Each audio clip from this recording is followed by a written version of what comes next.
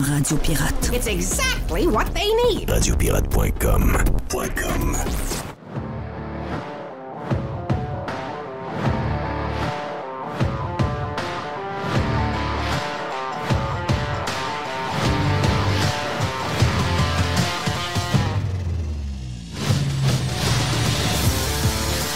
On aura le vestiaire tout à l'heure. À défaut de parler du Canadien, on va parler de toutes sortes de choses dans le sport. Peut-être qu'on fait un petit clin d'œil pour le Masters. Si vous voulez avoir plus de choses à écouter sur le sujet, on était avec notre chum Nick de Milwaukee, meilleurs outils et de loin. Notre chum Nick nous a parlé du Masters qui commence demain à Augusta National. Tiger, vas-tu gagner? Mais non, Tiger, c'est un vieux bonhomme, là. OK, c'est des jeunes qui vont gagner, donc les conditions s'annoncent très difficiles. On va peut-être en parler tantôt dans le vestiaire. Jerry, t'es salué? Yes. Alors, demain, à la même heure, on lance le week-end, mon ami? On lance le week-end. Ah oui, oui. On va être dans le rouge pas mal demain. On va être dans le rouge? Ah oui, rouge. Puis là, on... Oh, ici, on est tout le temps dans le rouge. Un rouge luxueux, un peu. Là. Ben oui. Un peu dispendieux, un peu. Quand tu dis luxueux, ça veut dire quoi? Plus cher, ouais, plus cher un peu. Ouais, ça va être... Ah oui? C'est pour la Pâques? Ouais, c'est ça. Un super rouge, mais pour la viande. Oui, parce que là, après 40 jours de jeûne, on va se payer une bonne pièce de viande. Là. On va ça. C'est le rouge parfait sur votre steak sur le barbecue. Là. Vous allez être capoté. Là. C'est bon, ça n'a pas de sens. Bon, c'est ça, là. Pour ça, hey, on a jasé avec un gars de l'Australie, un gars de Chicoutimi-Nord, qui reste en Australie depuis 30 ans, 32 ans quasiment. Donc, Sylvain... si ça vous tente de vous joindre à notre famille, vous êtes pirate cheap et bien comme ça, vous le demeurez, mais si ça vous tente de faire le saut et de venir écouter le podcast original pour les membres, allez vous inscrire sur radiopirate.com. Du bon stock là-dedans, il y a du bon stock. Hey, je vous parle de différentes petites affaires pour ouvrir. On aura Joe Hamel un peu plus tard, donc dans le prochain bloc, on a Joe Hamel. On aura une boîte à Jerry également. Je vais juste ouvrir avec quelques sujets, vu qu'on va voir pas mal d'affaires dans les prochaines minutes. On n'a pas le choix de faire je vous dirais, le tour de tout ce qui est arrivé au cours des dernières heures. Il est arrivé un paquet d'affaires, il y a beaucoup de sujets, mais un des sujets préférés, et ça c'est très bizarre, des médias québécois, c'est les histoires de Trump. D'ailleurs, on parle encore beaucoup plus de Trump que le président, quand même, c'est un peu fucké comme président là, que les Américains ont en ce moment. La preuve, c'est que le président Biden et son administration se font manger leur lunch par la Chine, par la Russie. Rajouter à ça maintenant, cette semaine, l'Arabie Saoudite, qui est en train de s'acoquiner avec des pays douteux alentour d'eux autres. Puis un paquet de pays également de l'Amérique du Sud qui veulent commencer à transiger avec un autre dollar que le dollar US, avec la monnaie chinoise, finalement. Donc, ça brasse pas mal. C'est pour ça un peu qu'on voit l'or monter, qu'on voit les bitcoins monter, qu'on voit un paquet de choses qui bougent. L'or pourrait même pogner un genre de record à vie si ça se poursuit. Puis le dollar canadien a même pris peut-être une scène par rapport à la semaine passée, là, avec les genres de rumeurs qui tournent et d'inquiétudes qu'il y a alentour du dollar. Les Américains n'ont pas l'air ils ont l'air un peu, regarde, un bon Québécois, à s'en crisser bien raide. Et ils sont stallés sur la patente de Trump. Ça devient une fixation et une maladie quasi mentale. Mais de voir que les Québécois, en tout cas les membres des médias québécois, sont embarqués là-dedans, alors qu'on a probablement le pire président de l'histoire, parce que vous savez que si le Québec est capable d'être ce qu'il est, la principale raison, c'est parce qu'on est à côté sur les États-Unis d'Amérique. Si le Québec était à côté sur le Chili ou le Venezuela, le Québec, ce serait Cuba, là. Ce serait une place de pauvres, désorganisée complètement. Donc, de voir que les États-Unis d'Amérique sont en train de se perdre avec un gars comme Biden et que finalement, les seules choses qui intéressent les journalistes québécois et les commentateurs, c'est de voir comment se débrouille Trump dans une histoire montée de toutes pièces à New York avec un dossier qui est vide comme ça n'a pas de bon sens. Même les critiques, même les pires haters de Trump à CNN, MSNBC et ailleurs, quand on a vu hier ce qui a été déposé, bon, en partant, là, Trump ne fera jamais, qu'il soit accusé et condamné, il ne fera jamais de prison. Là. C'est un délit qui est quand même, c'est un des délits les plus mineurs que vous pouvez avoir. Donc, les chances qu'il fasse même 24 heures en prison sont nulles.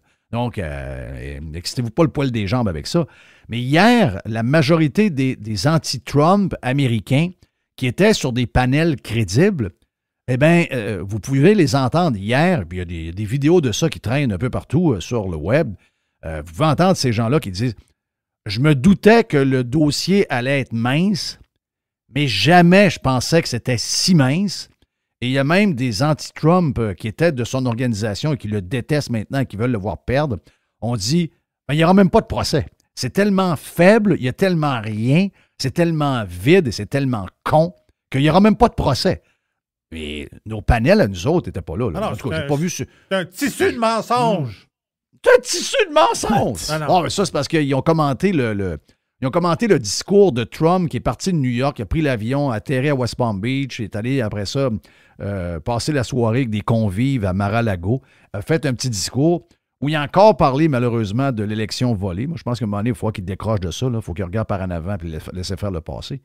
Mais c'est ça, ça a été commenté par un genre de panel québécois. Mais vous avez dans le panel Paul Larocque, vous avez Luc Lavoie. On a Léger, là.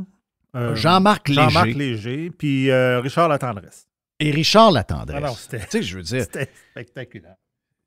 il n'y a pas de place aussi débile, sa boule, pour présenter des panels avec 4 personnes qui disent... Tu sais, c'est un panel. Je veux dire, c'est pas une émission comme on fait, on est en train de parler entre amis, on jase, c'est pas un podcast. C'est un panel où il doit y avoir... Un panel, ça égale débat. Analyse. Mais oui, analyse. Analyse et débat. Si les 4 sont à la même place, je veux dire, ça ne reprendrait pas grand-chose. Malheureusement, des centaines de milliers de Québécois d'un âge qu'on connaît prennent leur information là. Oui. Donc, imaginez-vous comment ces gens-là pensent ce matin. Là. Tout ce qu'ils pensent, c'est pas ce qui se passe. Et ça, c'est sur tous les sujets. C'est débile comment on est contrôlé par une gang d'abrutis. Des gens qu'on peut traiter de clowns maintenant, ça, c'est très apprécié là, parce que moi, j'aime beaucoup là, quand on utilise Trump pour le démolir et qu'on utilise des mots qui habituellement, en principe, on n'a pas le droit de s'en servir. C'est des mots ici, la liberté d'expression est très limitée. Donc, si je traite, mettons, je dis, je sais pas, moi, Paul Larocque, c'est un clown. Ben, Paul Larocque pourrait, je le dis comme ça, là. Mais là, maintenant, en passant, je peux le dire, c'est vrai. Si, mettons, je le disais hier, ben, Paul Larocque pourrait me poursuivre et me dire que je l'ai insulté puis que je l'ai diminué. Okay. Ah, tu veux dire qu'il s'est rajouté un mot depuis hier? Ben, il s'est rajouté un mot dans la gang parce qu'à chaque semaine, il en rajoute un. Là. OK. Stéphanie Gramont, qui est une genre d'éditorialiste de la presse. C'est pas la presse d'il y a 20 ans, là, on s'entend. Là, donc, ils font avec ce qu'ils ont. Là. Et Stéphanie Gramont, ben, elle traite de clown. Elle dit que Trump, c'est un clown. Oh. La beauté, c'est qu'à partir de maintenant, je peux dire que Stéphanie Gramont, c'est une clown. Je peux dire que le panel hier de TVA, c'est une belle gang de clowns qu'on avait là. Avant, je ne pouvais pas le dire. Maintenant, je suis padé. Eux s'en servent pour... Ah, il est loin. Ah non. Ils s'en servent. S'ils s'en servent pour un, on peut l'utiliser pour les autres. Donc, on avait une gang de clowns hier sur le panel de LCN. C'est triste. C'est la seule source d'information de beaucoup de monde. Jerry, pour ça, t'es de bonne humeur? Oui, good. En tout cas, regarde, pour l'histoire de Trump, là, c'est... Ben, l'histoire de Trump, je vais te le dire, là, il y a le monde qui suit ça un peu de l'extérieur, parce qu'il y en a qui ne savent pas pourquoi. Là. Ils n'ont pas trop compris toute l'histoire. Mais ce que le monde veut, Jeff, là, c'est qu'il soit en chienne orange avec des menottes. Là. C'est ça en réalité, là, ça que le monde veut. Là. Ben, ils sont sûrs que c'est ça qui va arriver. Là. Oui. Ça n'arriva pas. Là. Puis là, ils comprennent pas trop. Même si ça va dans le meilleur des cas, ce qui n'arrivera pas, parce que quand les gens ont vu hier ce qui a été déposé, même ceux qui étaient en genre de période de masturbation et de tu sais, il y avait un bandage assez sévère, là, un bandage de matin en plein après-midi. Même eux autres, quand ils ont vu ça, ils ont dit « OK, on pensait que c'était faible, mais pas faible de même. » Là. Donc, les chances sont très minces. Mais même si, mettons, c'était, comme je l'ai dit tantôt, même si c'était, ça roule comme sur des roulettes, puis ça, finalement, on apprend des nouvelles affaires. Il n'en fera pas de prison avec une chaîne orange. C'est ça. Et tu sais, Nathalie Gramont dit, approchez, mesdames et messieurs, approchez vite, prenez place. Le cirque commence à l'instant. Les projecteurs sont braqués sur Donald Trump. C'est comme si Trump, c'était lui qui faisait le spectacle. Ah oui, Mais moi non. j'ai entendu ça hier. Non, Il y en a Trump, qui il fait pas le spectacle. Ben Mais non, c'est un clown de New York qui fait le show. C'est le clown de New York qui fait le show. Ah oui, c'est lui qui va se faire virer dans ses Ben chars. voilà, et là, l'histoire. C'est pas Trump qui a parti ça. C'est comme si Ben non. c'était Trump qui partait l'histoire. Ah oui, il y en a qui m'ont dit, moi, hier, ils m'ont dit, il veut s'adresser aux Américains à soir. Oui. Tu sais. Il se prend-tu pour un roi? Ouais, ça, Trump veut faire parler de Il lui. se prend pas. Mais lui, il fait ce qu'il veut, puis après ça, si les médias trouvent que c'est d'intérêt, ils vont le présenter. C'est pas lui qui contrôle pas les médias, quand même. Ben non, lui, il a fait une conférence, il a présenté sur des réseaux sociaux. Il y a des gens qui ont pris le feed. Il y en a qui ont coupé en plein milieu. Il parle encore de la patente, on le coupe. Bon, regarde, ils peuvent faire ce qu'ils veulent, mais lui, il peut faire ce qu'il veut aussi. Là. Lui, il est impliqué dans cette patente-là, puis il n'y a rien à voir là-dedans. Là. C'est un gars qui... C'est un gars que sa fille travaille pour Kamala Harris. Oui. C'est quelqu'un qui a travaillé dans l'organisation de Biden. Ça, c'est sa fille. C'est un anti-Trump. Le juge est un méga anti-Trump. Là. Donc, écoutez, ce qui est triste, moi, je ne me suis jamais caché pour mon admiration pour les États-Unis d'Amérique. J'ai l'ADN de Yankee. Je suis là beaucoup. J'ai vécu plusieurs années. Je suis très à l'aise aux États-Unis d'Amérique. C'est un pays dans lequel je me sens plus chez nous que chez nous. Mais j'ai énormément de peine de voir ce que les États-Unis d'Amérique sont en train de devenir. D'abord avec les gauchistes qui sont très, très, très bons. La gauche extrême est d'une efficacité déconcertante. Et ceux de l'autre bord ne sont pas capables de suivre leur rigueur, ne sont pas capables de suivre leur discipline. Ils sont capables... On se moque d'eux. On fait semblant pendant un temps que « ça ne m'intéresse pas le bebel, ça ne m'intéresse pas. » Et pendant ce temps-là, à force de frapper sur le clou à chaque jour, ils sont en train d'imposer au niveau climatique, au niveau social, au niveau des valeurs. Ils sont en train de tout mettre sur la place publique pour contrôler l'agenda au complet pendant les prochaines années. Ces gens-là font un job avec une discipline et ils ont un rythme extraordinaire. Pendant ce temps-là, les conservateurs et la droite sont complètement désorganisés, sont complètement perdus. Ça nous énerve, puis ça j'aime pas ça. Puis et là, à un moment donné, ils se font enculer par des politiciens quand il arrive une genre de petite grippette, puis ils se demandent pourquoi ça arrive. Eh bien, c'est parce qu'on dort pendant tout le reste du temps. C'est pour ça que... Mais pas la gauche. Pas la gauche. La gauche, ils sont organisés. Eh bien, cette gauche-là est en train de détruire les États-Unis d'Amérique. Un des pires présidents de l'histoire. On pensait que le pire président de l'histoire, c'était celui qui vient de rentrer à l'hôpital, là. Carter. On pensait que c'était Jimmy Carter, le pire. T'as un peu, là, Jimmy Carter. C'était bon à côté de ce gars-là. Là. Biden, ça n'a aucun sens. Et là, on vient de voir un cirque. OK? C'est ça. OK, c'est un cirque là, qui a été provoqué par un genre de district attorney dans un coin où il y a énormément de violence, énormément de pauvreté, une place qui est en train de s'écrouler sur toutes les règles et la vision libérale de la gauche américaine. Et en veut à Trump de vouloir se représenter. Donc là, ce qu'on est en train de faire, on est en train de vouloir scraper le retour de Trump, comme on le fait dans tous les pays cul du monde. Tu sais, il manque juste le gun, finalement. Là. Il manque juste un gun, mais dans les pays cul, on les gun. Dans d'autres pays un peu moins cul, comme est en train de devenir les États-Unis d'Amérique, ben on essaye de mettre en prison les opposants au régime. Je veux dire, ce qui se passe là, dans nos pays depuis quelque temps, dans nos supposées grandes démocraties, je veux dire, c'est assez impressionnant. Là. On a un petit district attorney qui essaye de jouer pour une histoire de pute, qui essaye de jouer pour la prochaine élection sur peut-être une réélection de Trump, en tout cas du moins une course qui risque de changer la donne au niveau politique pour les 4 prochaines années. Eh bien, on essaye par un système, puis des preuves, puis un dossier douteux, on essaye d'imiter les pires pays de cul du monde qui emprisonnent les opposants au régime. On rit de Poutine. On dit que Poutine, à chaque fois qu'il y a quelqu'un il s'organise pour le faire tuer, il s'organise pour que le gars se sauve, il s'organise pour le mettre en prison. Bien là, je veux dire, si vous trouvez que c'est douteux comme régime quand ça se passe en Russie, vous devez dire la même chose quand ça se passe dans la plus grande démocratie du monde. Là. Quand même assez impressionnant, quand même. C'est un état de droit. L'état de droit, ça a l'air toujours sérieux. OK, ailleurs, dans les pays louches, eux autres, c'est des dictatures, puis c'est des espèces de mots-là qui gouvernent, puis telle affaire, puis les citoyens. Mais là, nous autres, on est chanceux, on vit dans un état de droit. Ouais, mais l'état de droit, là, est en train de s'effriter pas mal. C'est très louche, là. C'est vraiment louche, ces manigances-là. Puis le pire, c'est que... Mais il faut l'accepter, Jeff, il faut l'accepter parce que c'est le système. Pas ce qu'on comprend? Oui, je sais que c'est le système.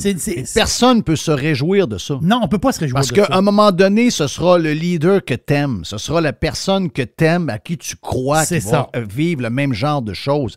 Et c'est là que les gens vont se lever et vont dire « Hey, ça n'a pas de bon sens ». Ce genre de patente-là arrive à Biden. Les mêmes panélistes hier, clown qu'il y avait sur LCN, j'ai le droit de dire clown maintenant parce que c'est utilisé sur Trump. Donc, si on peut l'utiliser sur un, on peut l'utiliser sur d'autres. Je tiens à le préciser. Ben, le panel de clowns, si c'est Biden qui subit ça hier, tout leur discours est à 200% à l'envers. Ah. Et celui qui vous parle aurait le même discours parce que vous me connaissez. À chaque fois qu'il y a quelque chose, même avec des gens que j'aime pas, même avec des gens que j'ai pas d'intérêt à défendre, je les défends pareil. Parce que c'est toujours le principe qui prime. Mais là, c'est pas ce qui se passe. Mais c'est ça l'affaire, c'est que, ouais, mais là, c'est les personnes qui sont en charge, justement. Ça ne dérange pas, ça, qu'ils soient plus démocrates, là, dans le sens que ça ne dérange pas, en fait, compte. Là, c'est le droit qui compte. C'est le droit. Ah oui, mais là, quand c'est temps de nommer quelqu'un à la Cour suprême des États-Unis, on veut savoir de quel bord qui est. Là. Pas se comprendre la patente, là. Donc, ça veut dire, en réalité, là, ça veut dire, c'est de la politique dans le droit. Ça, oui.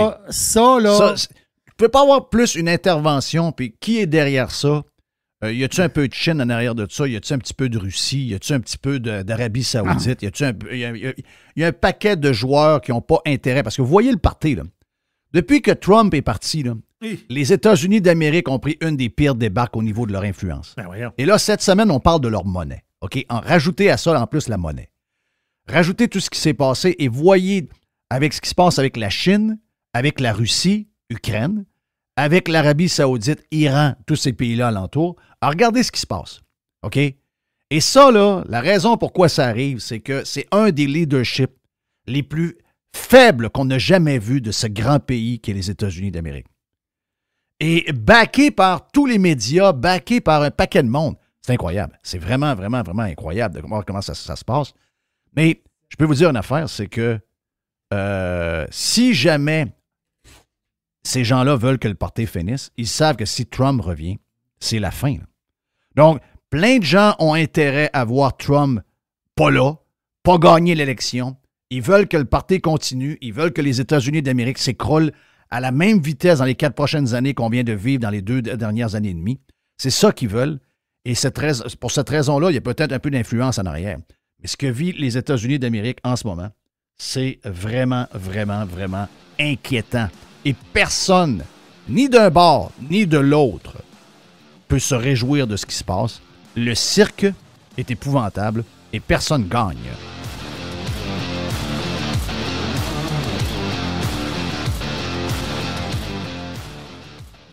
Radio Pirate. Making history again. Radio Pirate. Pirates wanted. Please stand up.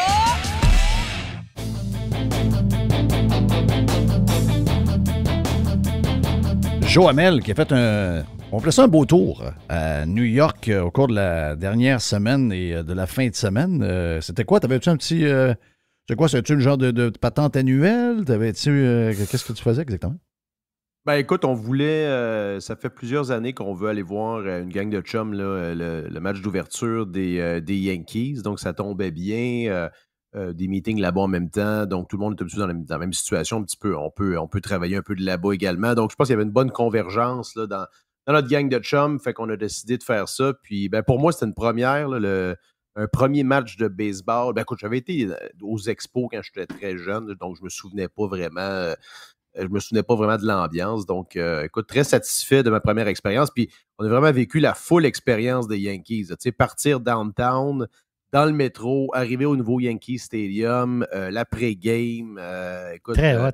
super, super expérience. Je suis pratiquement rendu un fan de baseball. Là. Pour vrai? Ah ouais, ben écoute, j'ai plus compris la game. Il faut que tu sois présent pour comprendre. Quelque chose, écoute, c'est drôle, quelque chose que je n'avais jamais porté attention, le nombre de lanceurs qui passent durant la game. Il y en a passé 6 durant la game, 6 pour les Yankees. Donc, tu vois, cet aspect-là de la game, je trouve ça intéressant. Tu vois aussi, écoute, le talent des joueurs, quand ils se réchauffent et ils se lancent la balle, là, du champ centre à aller presque au 3e but. Le gars sur le but ne bouge même pas là, pour attraper la balle. Tu vois qu'il il y a du talent là-dedans. Puis il y a une espèce de culte de la personnalité aussi autour des joueurs. Là, quand Aaron Judge arrive, tu as une espèce d'intro, là, Rise Up, comme si c'était un juge qui arrivait. Là. Donc, avec la musique, non, c'est quelque chose. Il faut être là-bas pour le voir. Là. Mais tu vois, je pense que si tu suis un peu le baseball, je pense que le monde qui ont délaissé un peu le baseball vont peut-être en reprendre un peu parce qu'avec les nouveaux règlements. C'est quoi? C'est 30 minutes par match de moins. Oui, c'est 30 minutes par match de moins. Donc, il y a une clock. Et ça paraît beaucoup sur le rythme de la game. Donc, ça, c'est vraiment, vraiment le fun. Puis, je pense que le nombre de visites au monticule sont limités aussi. Je lisais un petit peu là-dessus. Là. Donc, moi, j'ai pas trouvé ça très long, honnêtement. Là. Ben non, c'est parce que là, c'est rendu à 2h30 au lieu de 3h10. Puis, écoute, la journée où on était, il y a eu un 3 heures ou 2h30 d'ensoleillement parfait. Puis, c'était en plein durant la game. C'est mis à mouiller direct à la fin de la 9e manche. Donc, on était bénis par les dieux du baseball. Exact. J'ai vu les belles bouteilles de vin aussi, donc je sais que tu as flagué l'aubergiste une couple de fois, donc un week-end parfait finalement. Ah oui, écoute, et tu vois la différence. Écoute, on parle de quoi, 800 km de près? Écoute, c'est un vol de quoi, 1 heure, même pas. Écoute, dimanche à New York, il faisait 20 quelques degrés. Dans Central Park, j'ai envoyé des photos. Les magnolias en fleurs, la pelouse verte, c'est une autre planète. Là. C'est drôle, on n'est pas très loin, mais on dirait que c'est un univers de distance. Ouais, les Adirondacks font un job. Écoute, quand tu es en char dans les Adirondacks, à un moment donné, c'est marqué que tu arrives au pôle Nord. Il y a vraiment une vraie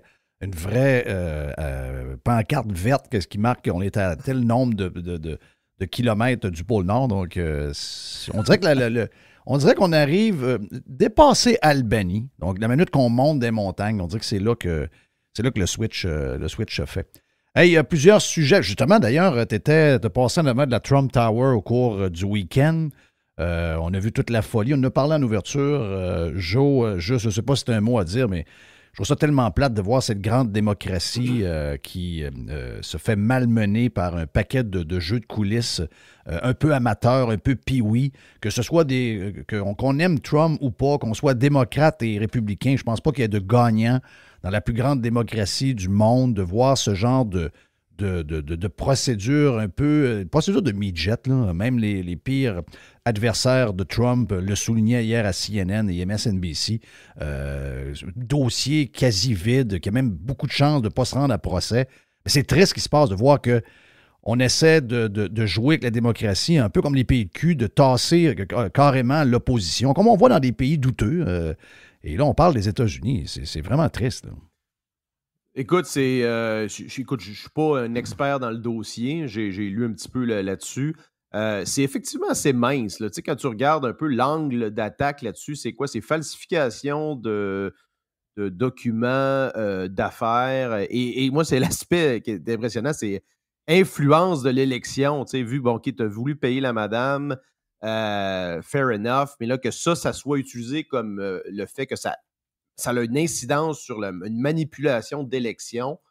C'est quand même assez far-fetched, là. C'est quand même assez tiré comme conclusion. Donc, je suis d'accord, d'ailleurs, comme tu dis. Je pense que j'ai même vu Jean-Marc Léger tweeter que c'était un peu tiré par les cheveux, là, lui qui n'est pas le plus grand fan de Trump. Donc, en fait, ça va peut-être faire l'inverse. Hein. On est en train de voir, je pense, une hausse de l'appui. Et en fait, les troupes sont fouettées, là, parce que c'est encore vu comme une attaque sur Trump. Donc, autant les conspis que les modérés, je pense, sont touchés par cette procédure-là. sais, les États-Unis, c'est particulier parce que tu as un aspect judiciaire qui est dans certaines villes, dans certains districts qui sont partisans. Là, même Trump a essayé de faire déplacer, je disais qu'il a essayé de faire déplacer la procédure dans Staten Island, qui est reconnu pour être plus conservateur, pour avoir un jury, là, du moins, ou un tribunal plus fair, entre guillemets. Donc, c'est un aspect qu'on a, pas qu'on n'a pas ici, mais là-bas, c'est beaucoup plus évident, l'aspect partisan, tant dans la politique municipale que dans l'appareil judiciaire. Là. Est-ce que, ça implique un paquet d'affaires avant qu'on tombe dans tes sujets. On prend une minute ou deux là-dessus parce que c'est des sujets que tu contrôles bien. Je disais en ouverture qu'on est dans une des époques les plus tristes là, avec ce qui est arrivé, mais aussi au niveau leadership des États-Unis. On le voit avec la guerre, on le voit avec le gars qui s'amuse en Corée du Nord, on le voit avec les Chinois. On le voit avec l'Arabie Saoudite qui dit, regarde, nous autres, faire avec les États-Unis, puis le dollar, puis etc. Donc, il y a comme une manigance là, entre différents pays un peu plus voyous qui est en train de s'organiser pour essayer de contrer, je dirais, le contrôle de la monnaie américaine, puis je dirais, du leadership américain sur plusieurs planchers. Ça a des impacts sur le Bitcoin. Le Bitcoin est toujours en montée. L'or risque d'atteindre un niveau que l'or n'a jamais atteint. L'argent est là aussi. Le dollar, il y a comme le dollar US est comme shaké un peu. Il y a beaucoup de rumeurs alentour. Tu vois ça comment, ce qui se passe? Toi qui suis beaucoup le Bitcoin, puis justement l'or et ces choses-là. Qu'est-ce que tu... La fin du dollar US, ça fait 50 ans qu'on le prédit. Là. Et je pense pas que c'est prêt d'arriver. Par contre, il y a définitivement des mécanismes en jeu actuellement qui favorisent l'émergence d'un monde plus multipolaire là, et non pas unipolaire centré autour du système financier américain. On l'a vu d'ailleurs, puis il y a beaucoup de choses là-dedans qui sont la conséquence même d'actes du gouvernement américain ou des instances. Par exemple, tout le fait d'avoir toutes les sanctions autour de la Russie, la Russie s'est retournée puis s'est rapprochée de la Chine. Donc, ils ont tous les terminaux de carte de crédit, les réseaux comme Visa, Mastercard, etc., ils se sont plus rapprochés des Chinois. Donc, toutes ces institutions-là, SWIFT, le réseau de paiement américain, c'est international, mais c'est très centré sur le système bancaire américain. Donc, à partir du moment que tu exclus des joueurs de ce secteur-là, ces joueurs-là se retournent, puis ils vont trouver des partenaires, puis ils vont se former, ils vont utiliser des réseaux parallèles. Donc, il y avait un précédent vraiment dangereux et impressionnant. C'était quand, je pense, la Réserve fédérale ou le Trésor américain avait menacé de saisir les assets russes parqués à la Fed. Donc, les banques centrales qui devraient normalement être des joueurs neutres, là, purement centrés sur une politique monétaire et économique, tu vois que c'est de plus en plus des joueurs politiques. Même chose avec des dossiers politiques comme notamment le climat. Ils sont de plus en plus portés à avoir des jugements et des affirmations sur le climat alors qu'ils ne devraient pas du tout parler de ça. Même chose comme l'égalité, entre guillemets. Tous des sujets très, très politisés et c'est d'autant plus évident avec le régime Biden. Ça ressemble de plus en plus à une espèce de... Tu te rappelles probablement, Jeff, de l'époque Jimmy Carter, là, oui. fin 70, début 80. Un des plus faibles de l'histoire. Un recul des Américains là, sur la scène internationale, inflation élevée, il y a eu la crise du pétrole, etc. Donc, Jimmy Carter, qui est un gars assez intelligent en passant, c'est un gars qui... timing is everything en politique. Là. C'est un gars qui est arrivé dans une époque qui n'était pas facile, mais son règne a été reconnu comme étant pas une des pires présidences, mais un des pires timelines là, dans une présidence moderne. Donc, je pense que Biden va un peu vieillir de cette manière-là. Et ça l'a, surtout, Carter, ce que ça l'a fait, Jeff, c'est que ça l'a mis la table pour ce qui est venu ensuite, l'ère Reagan. Donc, moi, je continue de penser qu'on s'en va, même au niveau international, vers un cycle conservateur très favorable, comme on a vu à l'époque avec Reagan, Mulroney, Thatcher là, dans l'Ouest. Donc, je ne serais pas surpris de voir quelque chose de similaire là, dans le prochain cycle électoral. Donc, il y a différents sujets, mais c'est tout interrelié un peu là, dans les sujets que tu as amenés parce que ça va avec le leadership, ça va dans... Parce que ce que nous voyons actuellement, c'est c'est le contrôle de la gauche extrême, puis qui est challengé à tous les niveaux. Et on voit que, au niveau leadership, ça donne ce que ça donne. Et ça va jusqu'au niveau social. On a parlé d'économie, on a parlé de leadership au niveau de la géopolitique, ces affaires-là, mais on peut aussi aller plus large. On peut aller sur tout le niveau des valeurs, de toute cette histoire de diversité du mouvement woke. Puis je sais que tu fais partie de ceux qui pensent qu'on est rendu peut-être vers la fin de ce mouvement-là. Et on voit qu'il y a des gens qui se réveillent de plus en plus, entre autres, ce qui est arrivé cette semaine avec l'histoire de drague au Québec, Kid Rock qui fait un show aux États-Unis avec la bière Budweiser, après que Budweiser ait décidé de faire de la promotion avec un influenceur/influenceuse, gars devenu fille, puis que ça l'a comme discrédité la marque complètement. La Ligue de hockey nationale qui a essayé de rentrer dans la gorge de toutes les équipes, justement cette diversité-là, avec probablement le département de relations publiques. Et là, c'est en train de se revirer contre eux. Puis une fois que le grand patron de la NHL dit, peut-être que l'année prochaine, on va repenser à ça, les équipes, une après l'autre, sont en train de débarquer de la promotion du chandail multicolore. Non pas pour les LGBT, en passant, là, on est rendu beaucoup plus loin que ça. Là. C'est vraiment pour les affaires les plus saucées qu'on n'a jamais vues. Et là, les équipes reculent. Donc, est-ce que c'est... Toi, tu le dis depuis longtemps, tu dis qu'on vient d'atteindre probablement la fin de tout ça. Est-ce que c'est le début d'un temps nouveau? Est-ce que justement, on est rendu à la fin de l'époque woke et qui ont trop étiré leur sauce et que là, c'est en train de s'écrouler devant eux autres? Ah oui, moi je pense que c'est le début de la fin. C'était déjà bien engagé, je pense. C'était pas totalement perceptible. Il fallait chercher un peu des indices autour de nous, mais là, on a des exemples publics et évidents. Et rappelle-toi, dans la Ligue nationale, on va centrer sur la Ligue nationale de hockey. Tout ça a commencé avec le joueur Provorov là, des Flyers qui a décidé de ne pas porter le chandail. Donc, tout ce qu'on a besoin, c'est d'une personne qui décide. Et pour peu importe la raison, là, et je pense qu'il a fait un statement après en disant « Regarde, je vous soutiens, mais vous avez le droit de faire ce que vous voulez. Moi, je le fais pour des raisons personnelles. » Et il a totalement le droit, peu importe ce qu'on pense de lui. Et par la suite, tu as eu... Et moi, je serais curieux d'entendre les discussions à l'interne, puis des joueurs avec le management, tout ça. Il y a dû avoir des discussions assez intéressantes à ce niveau-là. Et la plupart maintenant des équipes sont forcées de reculer. Les Blues, les Leafs de Toronto, Jeff, ne vont pas porter le chandail. Une ville comme Toronto, qui est généralement reconnue comme assez libérale au sens plutôt américain du terme. Là.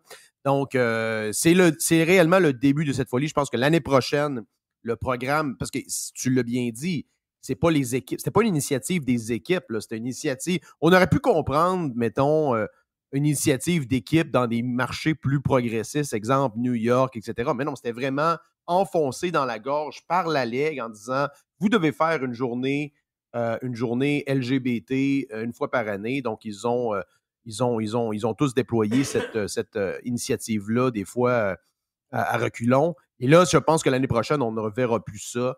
Ça va être purement sur une base volontaire. Et donc, c'est le début de la fin. Ça, là, c'est intéressant parce que ça démontre à quel point, puis on peut faire un pont avec l'histoire de l'Assemblée nationale et des dragues. C'est un sujet qui démontre à quel point des enjeux complètement déconnectés de la population en général sont poussés dans l'espace médiatique et politique un peu envers et contre tours, dans le sens qu'il n'y a pas personne qui se lève le matin en disant mais mon Dieu, qu'est-ce qui arrive avec les trans? Les trans sont opprimés. Oui, il y en a. J'imagine qu'il y a des gens qui sont concernés par ça, mais de là à présenter ça comme un enjeu de société, c'est complètement déconnecté. Et on l'a vu avec l'histoire de l'Assemblée nationale. Est-ce que tu crois réellement que 125 députés sur 125 est d'accord avec cette position-là d'avoir... Et c'est pas anodin. Là. On ne parle pas de droit des homosexuels au sens large, parce que d'ailleurs, c'est un peu ça. C'est pourquoi on voit cette radicalisation de la gauche vers des causes de plus en plus farfelues. C'est le fait qu'il y a une acceptation grandissante et mainstream de l'homosexualité, même dans les milieux les plus conservateurs. C'est même le mariage gay, je pense, c'est accepté. Il y avait des résolutions là-dessus au Parti conservateur du Canada il y a déjà plusieurs années, je pense même sous Harper ou pas très loin. Donc, ils sont un peu fourrés par le fait que les causes sociales traditionnelles sont en grande partie réglées. Oui. Même chose avec l'accès des femmes au marché du travail. On a vu des femmes dans les postes les plus puissants du monde. Donc, ils doivent constamment se radicaliser pour attirer l'attention, mais surtout, puis ça, c'est important de le comprendre, là, générer une opposition. Parce que là, il y a définitivement des gens plus vocaux qui vont se braquer contre notamment l'enjeu des trans qui racontent des histoires aux enfants. Et ensuite, ils vont jouer la carte de la victime en disant « Ah, il y a des gens qui attaquent cette communauté-là. » C'est ça la game. Là. C'est exactement ça la game. C'est pas le fond de l'histoire, c'est pas de défendre les trans ou whatever. C'est vraiment de générer un conflit politique et idéologique et ensuite jouer la carte du bon progressiste oppressé. C'est carrément ça, parce que quand on regarde le tweet d'il y a 2 jours de Martine Biron qui est comme en charge du dossier, parce qu'elle est la ministre qui serait la ministre pour s'occuper de ça, mais là, il y a un bout qui manque. Là. Elle est ministre des Affaires internationales. Oui. On peut rire, là, mais c'est le titre qu'elle a. Et l'autre affaire, c'est qu'elle est ministre de la condition féminine. Là, on parle d'un gars qui n'est pas une femme, là. On parle d'un... C'est ça, c'est pas... c'est pas un trans, là. Voyons, c'est quelqu'un qui se déguise puis qui décide de jouer à Barbada puis qui c'est un homme déguisé. C'est un homme déguisé en femme, là. Ça n'a rien à voir avec la ministre de la condition féminine. Mais quand même, elle a fait un tweet et le lendemain, elle est revenue à l'Assemblée nationale, backée par toutes les partis d'opposition. Effectivement, de voir que 125 personnes sont à la même place. Ben écoute, mettez-nous une dictature avec une personne, ça va être mieux. Là. Je veux dire, on va arrêter de niaiser puis on va arrêter de perdre de l'argent avec 125 personnes qui pensent toutes pareil, alors que dans la vraie vie, c'est pas vrai. Moi, ce qui m'énerve, c'est de voir que ces gens-là, et je ne sais pas le pourcentage, je ne sais pas, j'ai pas fait de focus group, j'ai pas vu de sondage, mais anyway, le sondage, il est fait par Léger, il va être probablement pognassé, je ne veux pas le voir. Mais c'est incroyable de voir ces gens-là, Joe, qui nous imposent leur point de vue. Que moi, là, Martine Biron, qu'elle a des enfants ou des petits-enfants, puis qu'elle a fait un party de drag queen chez eux pour la fête de ses enfants, c'est ses affaires à elle. J'ai rien à voir là-dedans. Puis, sauf que elle m'impose ses valeurs et ses choix. Elle voit bien, de par les commentaires sur Twitter, elle voit bien ce qui se passe, qu'il y a des gens qui veulent rien savoir. À tort ou à raison, c'est pas le point. C'est qu'il y a des gens qui n'ont pas le même point de vue que ces gens-là qui sont élus, qui nous représentent. Et une fois qu'ils voient ça, au lieu de dire, on prend note que les gens ne sont pas à la même place que moi ou que nous, mais on en prend note, puis so be it. Non, ils nous étiquettent, ils nous divisent, et je te rejoins là-dessus. Je pense que c'est lui le but ultime. C'est vraiment de nous attaquer et de créer les bons et les mauvais. C'est ça le but. Et la CAQ est un peu instrumentalisée là-dedans. Je pense qu'ils ne sont pas trop brillants, là, parce qu'à la base, c'est un enjeu, rappelle-toi aussi sur l'affaire de l'avortement. Je ne sais pas si la CAQ sait c'est qui sa base électorale, là, mais je ne suis pas certain qu'ils sont d'accord avec le fait que Barbara, la trans déguisée, va raconter des histoires aux enfants. Là.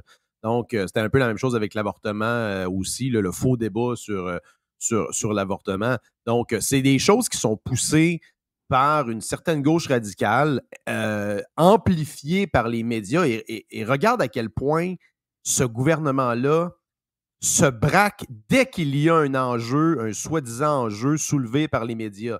Regarde comment Guilbeault s'est retourné avec l'histoire de la reconnaissance faciale à la SAQ. Là, on demande une enquête pour l'incendie dans le Vieux-Montréal, là, l'histoire du supposé Airbnb. Là, du jour au lendemain, le gouvernement demande une enquête publique, alors que, je veux dire, c'est un événement... je comprends que c'est un événement triste, là, mais c'est... dès qu'il y a les médias instrumentalisent très bien ce gouvernement-là. Ils font ce qu'ils veulent.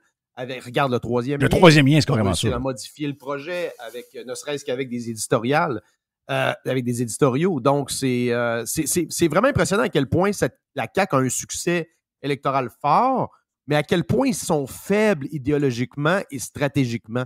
Ce gouvernement se fait mener par le bout du nez par les médias. Là.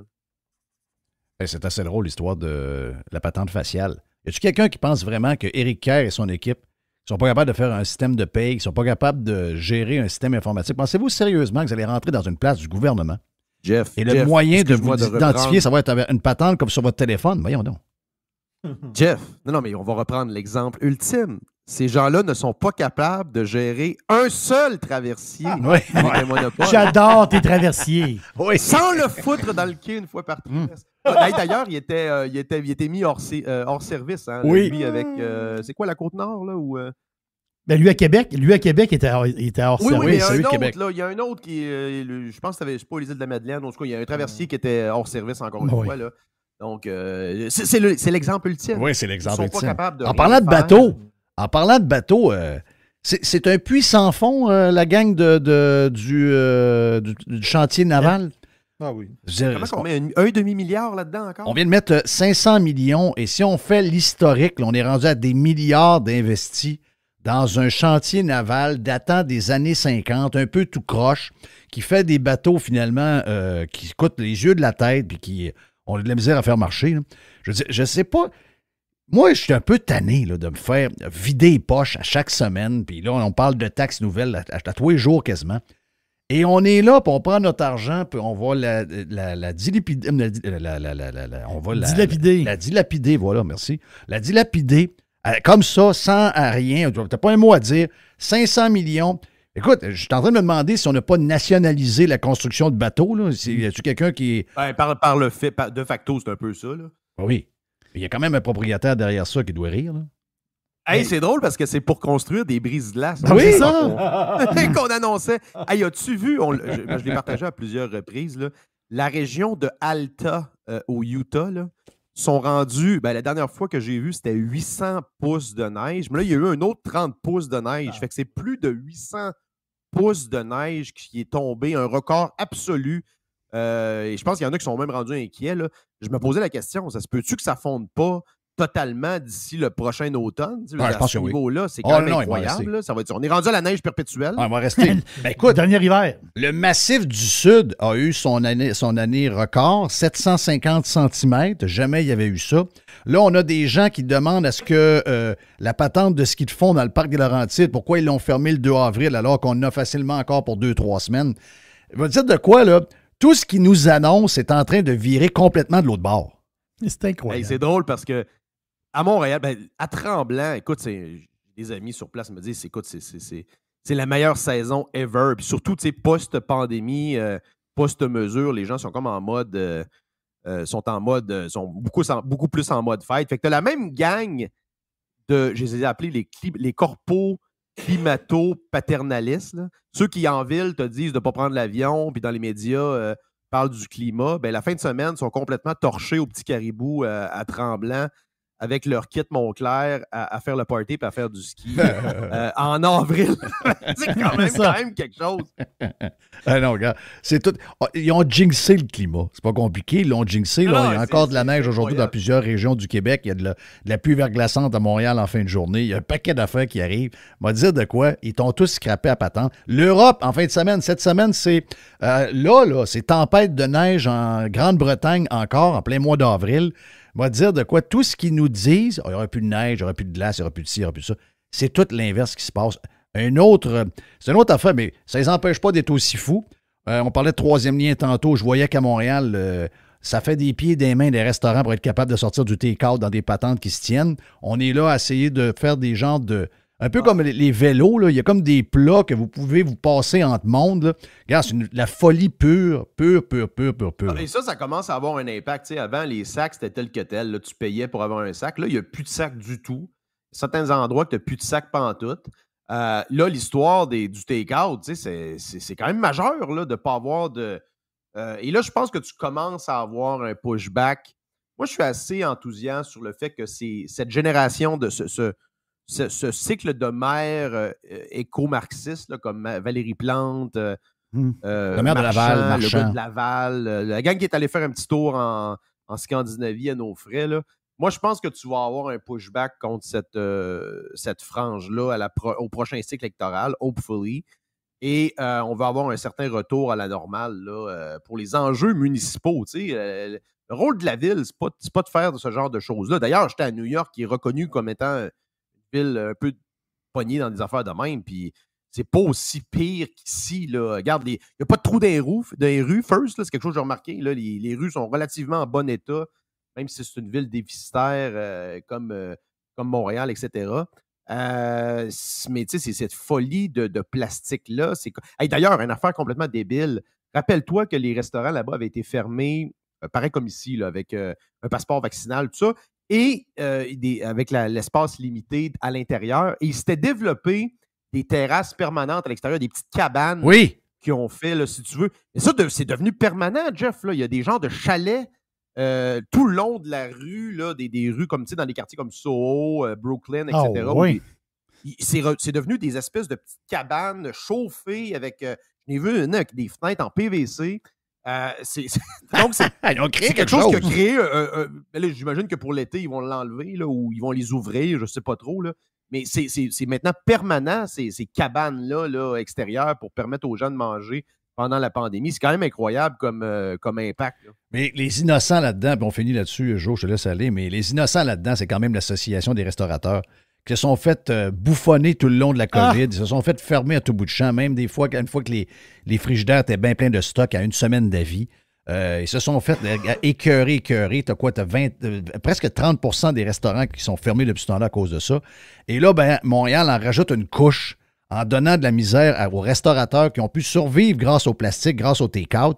Et là, ben, tout de suite, en se relevant de ça, là, ils viennent à peine de se relever. Il y en a plein qui sont fermés, il y en a plein qui ne se relèveront jamais. Là. Et là, ben, on les frappe encore, puis l'Association des restaurateurs, bon, oui, on s'adapte. Puis là, ils vont voir un restaurateur un matin dans la presse. Ben oui, nous autres, on fait ça, là. On fait ça avec des affaires de stainless, puis les gens se les passent. Il n'y a personne qui ose dire, voyons, Valérie Plante, c'est de la merde, ta patente. Je sais qu'il y en a qui le pensent, je sais qu'il y en a qui le disent à leurs clients. Mais dans les médias, ils ne sont jamais là, ces gens-là. Puis l'Association des restaurateurs n'a jamais été capable de se mettre des culottes puis commencer à dire au gouvernement, laissez-nous tranquille, je vais le faire. Vous êtes une note d'eau tout le temps, les villes, la même chose. Sacrez-nous patience. Ils ne sont pas capables. Et pourtant, on a vu, comme je disais tantôt précédemment, ça en prend juste un qui se tient debout et qui... ça prend pas 50% plus un là, pour bloquer ce genre de folie-là. Ça prend une minorité vocale et dérangeante qui est vocale et qui se tient debout. Et on l'a vu, ces gouvernements-là sont très, très influençables et sont peureux. C'est des peureux. Des gens qui n'ont pas d'assises idéologiques. Moi, je suis assez enthousiaste, Jeff, pour la suite. On est en train de voir l'effondrement de l'édifice woke, pilier par pilier. Et ça a commencé là, avec celui là, de l'allégeance obligée au drapeau. Là. Et là, c'est rendu 2 S. Ils ont rajouté ils ont 2 S en avant. Ouais. Je sais pas d'où ça vient. C'est quelque chose, hein? Ils sont malades. Ils sont malades. Thank you, Joe, c'était le fun. On a Joe Hamel, il est disponible. Donne-moi ton adresse Twitter pour les gens qui cherchent. J'ai eu mon compte Twitter en passant. Hein? Donc, @commercial JHamel sur Twitter. Donc, merci à Elon Musk et l'équipe de Twitter. Là, que je suis sorti des limbes et tu parles je suis revenu là, dans le hashtag l'extrême droite et maintenant sur... Belle surprise. Belle surprise. Thank you, Joe. Joe Hamel est avec nous autres sur Radio Pirate Live en ce mercredi. On a le vestiaire après. Laissez là, puis Alex est là cette semaine à place de Dodu. On va parler de toutes sortes d'affaires de voyage. Alex est allé voir le Super Bowl, il est allé voir le NCAA basketball. On va faire le tour avec Les et Alex dans les prochaines minutes. On vient.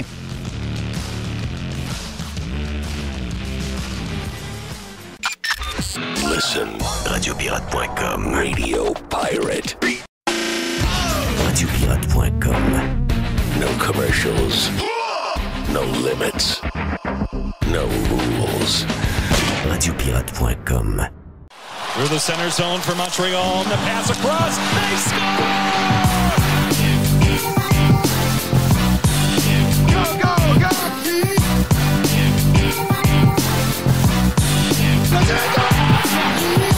Wins it in overtime. Il dit, qu'est-ce qu'on va dire aux journalistes? J'ai dit, dis-leur ce que tu voudras, Chris. Moi, je suis Chris Moncan. Le vestiaire vous est présenté par UH Clothing. Pour vos uniformes de hockey, de deck, de baseball 100% personnalisés, ainsi que pour vos vêtements corporels. Sur Facebook ou en ligne à uhclothing.com. Et on est dans le vestiaire. Et cette semaine, on a notre chum Les est là. Comme souvent, c'est Les qui est de la gang. On a Alex qui est déjà venu. Alex Audette est déjà venu faire un tour, nous parler de football en début de saison, je pense. Début de saison. Alex, t'es salué. On a Jerry le sage. Pas le sage, dans le cas de Éric le sage, mais Jerry le grand sage. Non, le grand sage. Et, c'est ça. Donc, tout le monde va bien? Tout le monde est de bonne humeur? Yes, vous autres? Ben oui. La vie est belle. Oui, laisse la vie est belle? Oui, à part la température, ça s'en vient, là.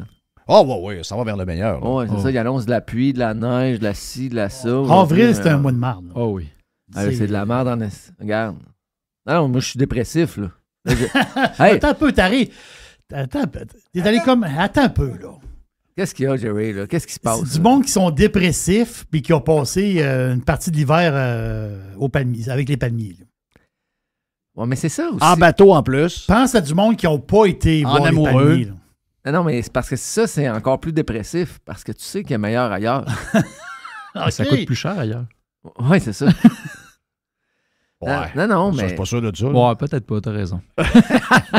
Ça commence à coûter cher pour moi. Ici, ça coûte cher. Moi, je peux te confirmer, quand tu vas au casino, ça coûte cher. Ah oui, c'est sûr, là. Mon dernier... Tu vas au casino? Ben oui, au Hard Rock, je vous ai compris. OK. Ben oui, non, c'est ça. Sans jouer, là. Non, mais toi, tu te tiens avec du monde trop riche pour toi. Exactement, oui. C'est ça, l'histoire. On n'est même pas dans la même ligue, là. High class de Québec. T'es tout le temps là, toi. On n'est pas dans la même ligue, là.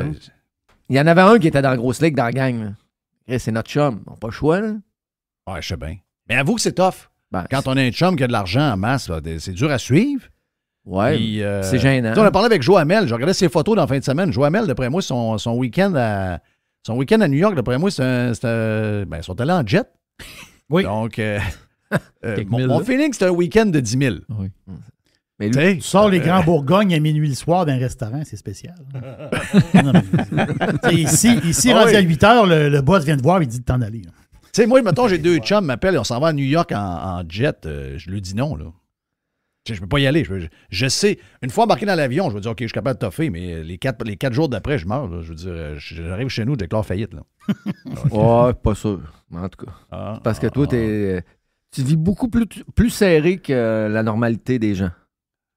Non, je vis pas serré. Je vis humblement. C'est ça. Ouais, on en a parlé hier. On a parlé au téléphone, puis notre discussion était vraiment philosophique. On se ressemble un peu là, à ce côté-là. Hein? Oh oui. On garage pas on vit bien. Ouais, on garage pas notre affaire pour rien. Non. Veut pas. Ah non, c'est hey, Alex, ça fait du bon temps. Je sais que tu étais dans l'Ouest, tu étais chez ton père. Oui, j'étais dans le coin de l'Arizona. En plein ça, j'étais un mois à Phoenix, tout le mois de février jusqu'au 1er mars. C'est un autre, c'est pas pire. Hein? Il travaille, lui. C'est le futur de notre entreprise. C'est lui, c'est lui mon boss. Puis il prend plus de vacances que son père. Ça marche pas, là. J'ai travaillé quand même pas mal, mais oui, j'ai été parti un bon moment, là. L'année prochaine, les vacances vont être à Limoilou. Le 2x4 est passé de 9$ à 3$. Ah, c'est en plein ça, là. Fait que je vais pas aller genre motel Super 8 sur Boulevard Amel. Oui, c'est ça. C'est là que ça va être l'année prochaine. Vous êtes dans quel coin en Arizona, Mario? Il est où? À Goodyear. Goodyear, on était à, je te dirais, mettons, 20 minutes de Glendale. Oui. Fait que puis 40 minutes du centre-ville de Phoenix. Mais, tu sais, en Arizona, toutes les villes, c'est tout est éparpillé. Fait que peu importe ce que tu restes, tu as toujours un petit peu de taux à faire pour aller des activités. Mais moi, j'allais là principalement pour le Super Bowl. Fait que c'était parfait. Chose restait pas là, Éric, le lanceur là, de baseball. Gagné? Éric Gagné n'était pas établi à Goodyear après sa carrière de baseball. Mais je sais qu'il demeure là, oui, mais je ne sais pas dans quel endroit. Mais il a passé un reportage sur lui à RDS, puis exactement, il était en Arizona. Il était en Arizona. Hein? Oui. Donc là, t'es allé voir le Super Bowl. C'est ça. C'est pour ça que j'étais là en partie. Là. OK. Là, ton club n'était pas là. Ben, il n'était pas là. Ça a passé proche. Ouais. Mais tu sais, on regarde en début de saison, là, même on en avait parlé quand j'étais venu. Tu sais, semaine 10. Son club à Alex, c'est les Eagles. Oui, c'est ça. J'y croyais, mais c'était pas fait, là. Mais ils se sont rendus, puis ils ont joué un bon match, là, malgré tout. Oui, je te taquine. Non, je sais bien, c'est correct. Ils ont un très bon club, là. Non, très bon club. Puis, c'est une bonne game aussi, là. Faut pas se le cacher, très bonne game. Ah non, ça a été le fun. J'aurais aimé mieux qu'ils gagnent, là, c'est officiel, mais le trip était incroyable. Sérieux, j'ai tellement aimé ça. Qu'est-ce qui est arrivé avec le terrain, hein? Mais sérieux, tout le monde dit que c'était de la merde, le terrain. Puis je me suis fait... Il disait toujours... Le terrain de Phoenix, là, au State Farm, là-bas, ils disent que c'est le gazon. Là, il peut recevoir de la FIFA, là, tellement que la qualité de gazon, c'est suprême. Puis là, il semblerait que c'est comme s'il était gorgé d'eau.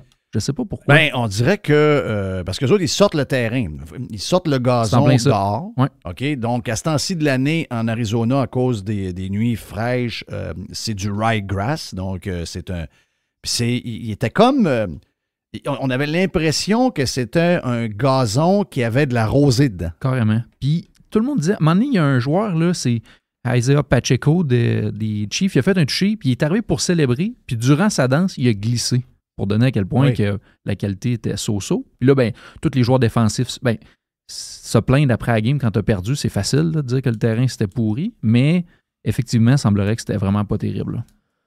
Puis on a comme l'impression que les Chiefs ont trouvé la bonne recette pour les crampons et les Eagles ont eu de la misère parce que les Eagles ont eu plus de problèmes sur le terrain que les Chiefs. Ouais, mais Jeff, moi, je veux juste vous interrompre là-dessus. Je connais pas bien ça comme vous autres, là. Mais quand tu joues à moins 10 ou à moins 15 à Boston ou à Green Bay, là, ben, le terrain est pas bon pour les deux équipes. Donc, là, il était pas bon pour les deux équipes. Oui, t'es dans la NFL...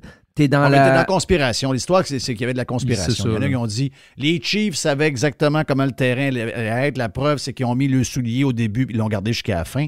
Puis les Eagles, il y a des gars qui ont changé 3 fois de soulier pendant le match. Mais c'est parce qu'il y a un job qui n'a pas été fait. C'est juste qu'il y avait une patente de conspiration. Il y a un job qui n'a pas été fait par le club. Là. C'est sûr. Je suis d'accord avec ça, mais 200%. C'est tout décortiqué au mini. C'est tout est décortiqué dans une game de même. Si on parle des espadrilles. J'espère qu'il y a quelqu'un qui s'occupe de ça. Là. Ce qui est arrivé, c'est pas compliqué. Les Eagles ont dominé la première demi. À l'attaque, ça marchait. En défense, ça marchait pas. Les Chiefs, à l'attaque, c'était so-so. Ils ont changé de game plan. Les Eagles, ils l'ont pas changé en défensive. Ils se sont fait manger. C'est ça qui est arrivé. Ouais, mais aussi, Alex, vous savez, moi, mon joueur, c'est le frisé. Là. Le frisé naturel aux dents grises, là, avec son mouthpiece. Il jouait sur une patte. T'aimes-tu sa femme? Ben, toi, tu dis que c'est une folle. Moi aussi, je pense que c'est une folle. J'ai pas dit que c'est une folle. Oui, tu l'as déjà dit. Toi, les femmes de joueurs, là, t'es... Ben, c'est parce qu'elle met de la merde. Elle et son frère, ils mettent de la merde, ces réseaux sociaux. C'est épouvantable, eux autres. Peu importe, c'est lui qui a gagné la game, sur une jambe. Désolé, là, mais c'est... Ben, il a gagné la game. Il a vraiment bien joué. Mais le game plan, là, le jeu... Les Chiefs ont fait 2 fois le même jeu sur 2 sens différentes pour faire des touchés. Qui aurait fait ça? Ça a marché. Ouais, mais c'est pas Mahomes qui a créé ça. Là. Non, mais c'est pas grave. Le coach Andy Reid, qui est un coach légendaire de la NFL, a probablement coaché sa meilleure game à vie. Pour battre les Eagles, il fallait qu'il coach sa meilleure game, puis il l'a fait. C'est tout à son honneur. Est-ce que t'as-tu été... parce que moi, j'ai été une fois au Super Bowl, c'est celui de Houston, il y a longtemps. Quand dans le temps, c'était le Reliance Stadium qui a changé de nom aujourd'hui, mais le stade venait d'ouvrir il y a à peu près 1 an, 2 ans. Puis... j'ai trippé, moi, sur l'avant-match.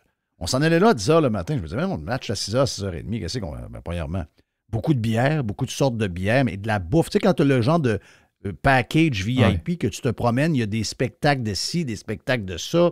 Là, tu arrives à une place, il y a des poissons, toutes sortes de patentes, des sushis, des steaks. As-tu été dans cette affaire-là? J'étais allé dans cette affaire-là. Moi, là, j'étais arrivé... Écoute, ça rouvrait, mettons, à 11h15, heure de Phoenix. Fait que moi, j'étais arrivé, mettons, pour 10h30. J'ai fait la file. On est rentré. Là, j'étais allé pour voir... parce que tous les studios de télé sont sur place, tu sais, qui présentent le match. Puis t'as Fox, name it. Fait que là, t'allais voir, t'es à côté. Les gars qu'on voit tous les dimanches, là, Michael Strahan, Terry Bradshaw, Gronk était là aussi, Gronkowski.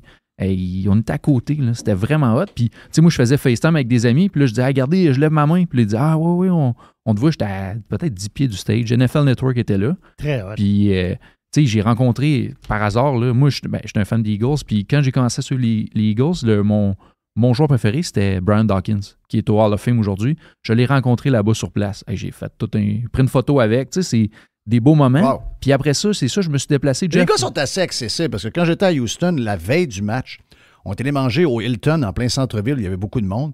Puis les restaurants étaient pleins. J'étais avec Denis Falardeau qui est décédé aujourd'hui. Denis qui brossait pas mal à ce moment-là. Puis ça avait coûté 200$ juste de pourboire. Il avait donné un premier 100. Le gars n'avait pas bougé des yeux. Il a donné un autre 100 US, puis finalement, ils ont trouvé une table. Et on était à côté de tous, justement, les gars de ESPN, les analystes, les anciens joueurs de football, avec des habits à 3500$ sur le dos. Puis les gars parlent avec tout le monde. Hein. C'est quand même assez... Le steak devait coûter 20$? Le steak coûtait très cher. Puis c'était à mon tour à payer pour toute la gang. On était 6. Puis j'ai dit, sacrément, ça va coûter 3000 US. Denis Falardeau est arrivé à la toilette, puis il me dit, puis là, il avait pris des bouteilles de vin d'enfer. J'ai dit, il dit, tu sais que c'est toi qui ramasses la facture à soir. Je dis, ouais, je sais que c'est moi, je n'ai pas pogné le bonsoir. J'ai dit, hier, on était chez Domino's, sacrément. Puis, et finalement, Denis a ramassé la facture. Mais non, puis c'est comme tu dis, ils sont vraiment accessibles. C'est vraiment... Le Super Bowl, quand tu réussis à y aller, à y accéder, t'es tellement proche de ce qui est... Tu sais, t'es accolé, les gars, ils donnent du temps. Vu que c'est un événement parmi... Tu sais, c'est le plus gros événement NFL. Ils donnent du temps, sont disponibles, prennent des photos, signent des autographes, puis t'es proche de tout, là. C'est vraiment... C'est toute une expérience, là. Les spectacles aussi? Ah oui, ben tu sais, l'espèce de tailgate, comme Jeff parlait, j'avais accès à ça. Puis, tu sais... C'est de la belle bouffe, là. Ah, c'est de la belle bouffe, là. Là, tu sais. Puis c'est pas juste les compagnies de bières qui commanditent. Les bières locales sont là. T'as tout à plein d'affaires. Tout est là. Puis nous autres, c'était Sheryl Crow faisait comme un show. Genre show privé. On était peut-être, je sais pas, 2000, tu sais. Fait que t'es à côté du stage, elle joue. Moi, je suis pas un fan. Je suis resté pour une toune. Je suis parti, mais... Ouais. C'est encore cute, elle, même sa vie, comme tout le monde? Oui. Ouais. J'irais super avec, là. Oui. Elle pourrait être ta mère, là. Ouais, peut-être. Il aime les MILF. Une MILF, c'est le fun. Il aime les cougars. Ouais, les cougars. À 61, Sheryl. 61. Elle a 61. Ben, elle a pas l'air de ça pantoute, là. Okay. Hein, c'est capoté. C'est plus Mario qui pourrait aller avec Sheryl. Peut-être. Elle est pas dans le ben, Mario, ouais, il a son âge direct. Ah ouais. Ouais, j'aurais pu y présenter. Ouais. Non. Mais... Quel autre show qu'il y avait? Moi, il y avait Eddie Money. Il y avait 4-5 gros shows. Là. Moi, je te dirais, c'est quoi cette affaire-là? Le seul show d'avant-match qu'il y a eu, c'est Sheryl Crow. Il y a eu seulement celui-là, mais à l'intérieur, il y a eu Chris Templeton qui a fait l'hymne national. Oui, c'est vrai. Hey, c'était écœurant, ça. C'était bon en tabarouette. Là. Es-tu un maniaque de country? Pas vraiment, mais pas vraiment? Quand je l'ai écouté, en retournant dans mon char le soir, c'est ça que j'écoutais dans l'auto. J'ai écouté ses tunes parce que je ne connaissais pas vraiment ses tunes. Tout le monde me disait... Parce que Luke Combs a fait un show, parce que ça fait toute la semaine, là, les activités du Super Bowl, c'est pendant une semaine. Ouais. Et Luke Combs a fait un show pour le Super Bowl à Glendale. C'est ça. Puis il y a écoute, durant la semaine, il y avait toutes sortes d'activités. Là. Il me semble, Imagine Dragon a fait un show aussi au centre-ville de Phoenix. Il y avait Dave Matthews Band aussi a fait un show. Il y avait de quoi tous les jours, là, durant toute la semaine, jusqu'à temps que tu arrives au Super Bowl. Puis, tu sais, même j'ai fait le fameux Media Day, là, la seule apparence publique que les joueurs font. Tu es à l'intérieur du stade de basket, puis les deux équipes, ils passent à tour de rôle, les gens posent des questions, puis tu les vois. Là. Ça aussi, c'est hot en tabarouette. Là. Il y a du monde. Là, tu as été aussi à voir la NCAA, parce que ça vient de finir en fin de semaine. Les filles ont fini dimanche. Ouais. Les gars ont fini lundi. Ça, c'est à part de son mois, là, Jeff. Là.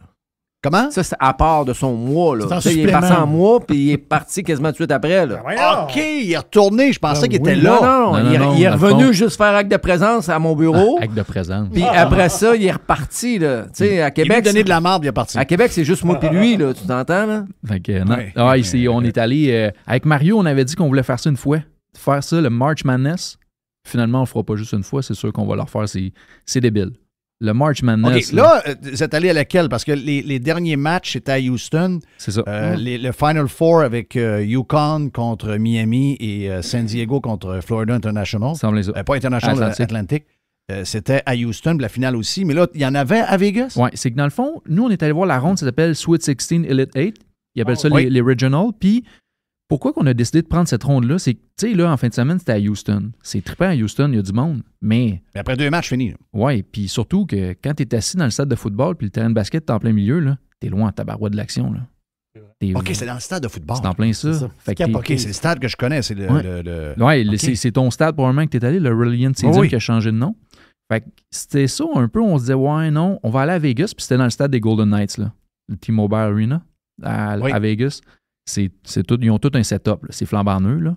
Mais c'était, tu sais, basket universitaire, là, c'est vraiment une coche le pro, là. Il y a le niveau d'intensité, là, c'est x10. Moi, je dis, je connais pas bien ça, là, mais Tu sais, j'ai écouté les matchs en fin de semaine, c'était écœurant. Surtout San Diego State, la victoire à dernière seconde avec la balle lancée contre Florida Atlantic qui avait de la misère, ses rebonds en deuxième demi. C'était un match incroyable. C'est plus du basket de rue que la PGA, que la NBA. En fait, tu sais, la NBA, ils donnent un show. Tu sais, c'est une ligue offensive. Ça tire de 3 points. Puis il y a une règle qui vient tout changer là, dans la NBA versus la NCAA. C'est que dans la NBA, défensivement, tu n'as pas le droit de rester plus que 3 secondes dans la clé. Tandis que la NCAA, tu as un grand, tu peux le laisser parquer en défensive 3 secondes, 10 secondes, 20 secondes dans la clé. Fait que tes grands dans la NBA, plus ou moins d'importance, pas besoin. Tu peux pas t'en servir défensivement. Il faut que tu sois beaucoup plus mobile. C'est en plein ça. La Ligue a changé. Tu sais, la game de lundi soir, là, qui était la finale NCAA, probablement qui était deux des meilleures équipes, il n'y a aucun joueur là-dedans qui va être repêché en première ronde de la NBA. Là. Non. C'est spécial, non? Même le Grand Malien? Même le Grand Malien. Je pense que le Grand Malien, s'il réussit à atteindre la Ligue, il ne jouera pas longtemps. De ce que j'ai vu, il est très dominant, il est très fort physiquement. Ah, la majorité des gars qu'on voit, on ne les revoit plus. Là. On ne les revoira plus. Je pense que c'est ce qui fait que le March Madness est incroyable. C'est que les gars, c'est le tournoi de la dernière chance. Tu sais, tu joues au basket, tu as un certain niveau. Il n'y en a pas beaucoup qui percent en étant pro. Très peu, c'est ça. Là. Mais tu sais, donc là, à Vegas, dans le Sweet 16, tu avais une possibilité de j'ai vu 3 matchs. Tu as vu 3 matchs? 3 matchs, c'est ça. Fait que moi, je suis allé voir, les premiers matchs que j'allais voir, c'est Arkansas contre Gonzaga. Puis après ça, ça jouait Arkansas contre UConn. Puis après ça, c'était Gonzaga contre UCLA. Puis 2 jours, ça c'était le jeudi. Puis les gagnants, je les revoyais le samedi. C'est ça qu'on a fait. Mais le match UCLA-Gonzaga, c'est un match, je ne sais pas si vous avez vu passer ça. OK, mais toi, tu connais déjà la NCAA, le basket. Oui. Tu connais aussi, je sais que Mario est un maniaque de football, la NCAA aussi. Donc, t'es déjà baigné là-dedans. Là. C'est pas quelque chose de nouveau pour toi. Non. Puis c'est quoi, à part le fait que tu es déjà un vendu NCAA basket, pourquoi tu veux y retourner? Qu'est-ce que tu as aimé qui fait que tu as trippé bien? On l'a vu, là, le tournoi de March Madness, ça regroupe les 64 meilleures équipes. Il te donne un chiffre, puis après ça, il te split entre 4 divisions. Mais, tu sais, tout le monde, normalement, 1 contre 16, tu devrais gagner le match-up, tu sais. Mais au March Madness, c'est une game, il n'y a plus rien qui tient, là. C'est plus un 4 de 7, tu peux plus te reprendre. Chaque possession... La braquette du départ, c'est un coup de chance. Les braquettes ont toutes tombé. C'est 97% des braquettes ont tombé. C'est en plein ça. Quand Alabama a perdu ça. Oui. Puis ils ont dit aucune tête, mettons, les 1 à 3, les positions 1 à 3 dans chaque division, aucun a passé au Sweet 16. Aucun a passé le Sweet 16, c'est incroyable. C'est jamais arrivé. Ouais. Fait que, tu sais, tout le monde est permis de penser qu'ils ont une chance. Hey, Florida Atlantique, là, personne ne connaissait ça. Là. Princeton, on s'entend-tu qu'il n'avait pas rapport? Tu les voyais sur le terrain puis tu te disais, ils vont se faire manger tout cru. Ils vont se faire manger. Mais ils gagnaient, puis ils gagnaient, puis ils croyaient, puis ils gagnaient. Fait que, tu sais, moi, c'est ce que j'aime versus... La NBA, c'est super parce que quand tu arrives dans une finale, tu as des joueurs de talent incroyables, puis ça joue feu contre feu. Mais dans l'NCAA, n'importe qui peut battre n'importe qui.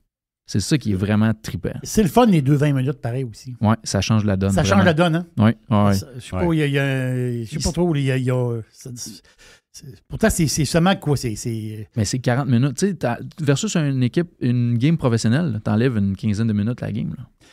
Est-ce que tu évites aussi les scores? À un moment donné, dans le professionnel, quand la game s'étire trop longtemps, puis tu te fais planter, mais là, tu es rendu avec des écarts de 25 points. Ouais. Tandis que là, tu as quand même des écarts. Tu peux remonter. On l'a vu en finale.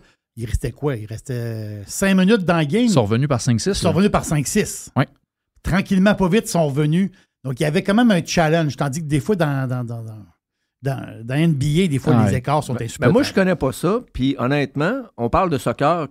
Mais moi, le basket, c'est comme le soccer. Quand c'est rendu 115, 85, 90, puis il reste 10 minutes. C'est fini. C'est fini. Là. Mais dans NCAA, ça n'arrive pas. Mais non, ça n'arrive pas. Il n'y a jamais une game. Tu sais, ça joue beaucoup ça joue à l'intérieur parce que avec la règle qui est différente de la NBA, ils sont obligés d'avoir des grands. Tu sais, pour te compétitionner, un gars de 7 pieds 2, ça t'en prend un gars de 7 pieds 2. Puis tu t'en sers, puis il joue à l'intérieur. Tu sais.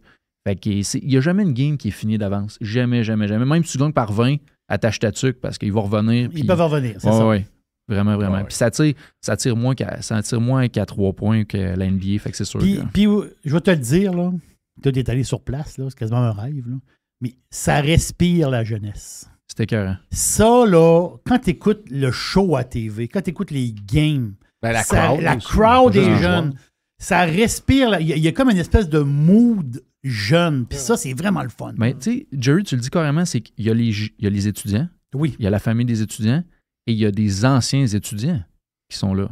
Ils suivent leurs équipes. T'sais, ceux qui ont diplômé. Hey, moi, là, Gonzaga, là, il y en avait. Là, ils ont fait un party sur ceux qui sont allés à Vegas, la Main Street. En avant du stade de hockey, il y a des bars sportifs. Là, puis Gonzaga avait organisé un party alumni. Tous ceux qui avaient diplômé. Je ne me trouvais pas aller à l'Excalibur. Non, je dormais à l'Excalibur, Jeff. Ben, arrête donc! Ouais, je le sais. Mais hey, t'es cheap comme moi! Non, mais hey, cette fin de semaine-là, pour te mettre en contexte, Vegas, ça n'avait pas de bon sens.